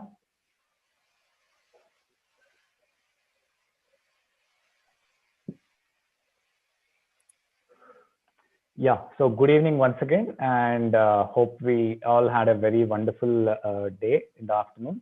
And again, like I request all the participants who were in the beginning, who took the poll, to open menti.com. I request all the participants and to open menti.com and type the code 7660071. అందరూ participants కి request ఏంటంటే మీ ఇంకొక browser లో menti.com ని open చేసి దాంట్లో 7660071 అని code ని టైప్ చేయవలసిందిగా మనది. ಎಲ್ಲ ಪಾರ್ಟಿಸಿಪೆಂಟ್ಸ್ಗೂ ಒಂದು ರಿಕ್ವೆಸ್ಟ್ ಏನಂದ್ರೆ menti.com ಅಂತ ಬ್ರೌಸರ್ ಅಲ್ಲಿ ಓಪನ್ ಮಾಡ್ಬಿಟ್ಟು ಅದರಲ್ಲಿ 766007 ಟೈಪ್ ಮಾಡಿ ಅದರಲ್ಲಿ ಒಂದು ಕ್ವೆಶ್ಚನ್ ಬರುತ್ತೆ, ಆ ಕ್ವೆಶ್ಚನ್ಗೆ ಆನ್ಸರ್ ಕೊಡಬೇಕಾಗುತ್ತೆ. So the first question here is, describe your experience about the 7th WASH conclave in 3 words. So whatever 3 words comes in your mind, fabulous, fantastic, good, wonderful, learning. So all the words which you could think of, you can just type those. Good, conclave is good, excellent, nice. Yes, people are started responding.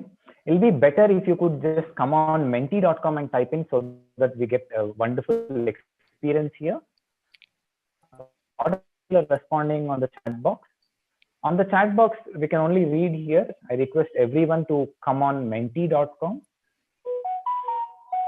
Please open a new browser and type www.menti.com and type in the code 7660071 and type in 3 best words, like what can you describe about the conclave. There are so many words coming in, and we can see the infographic.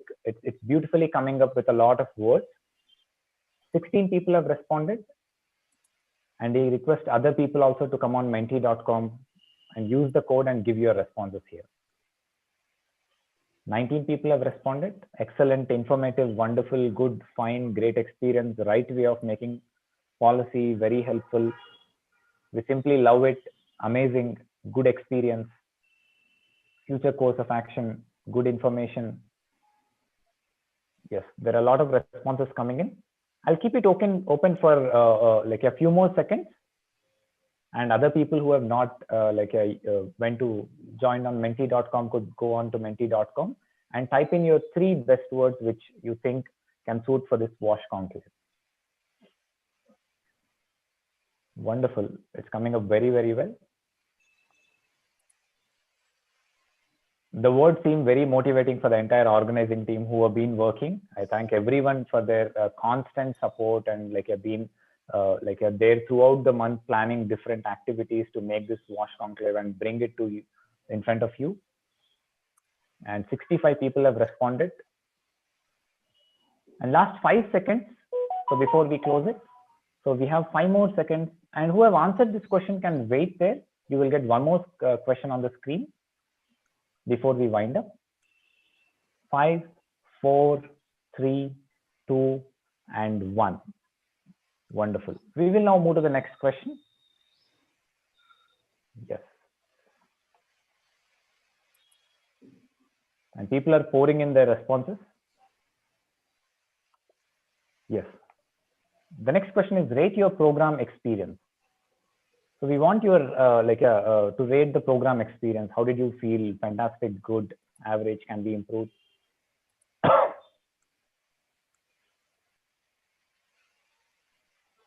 28 people have responded.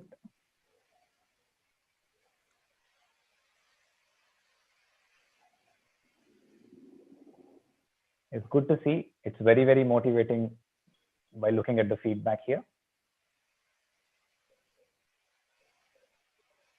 48 people have responded. For the earlier question, we have close to 90 responses, and we will wait for 10 more seconds for other people to respond to this question.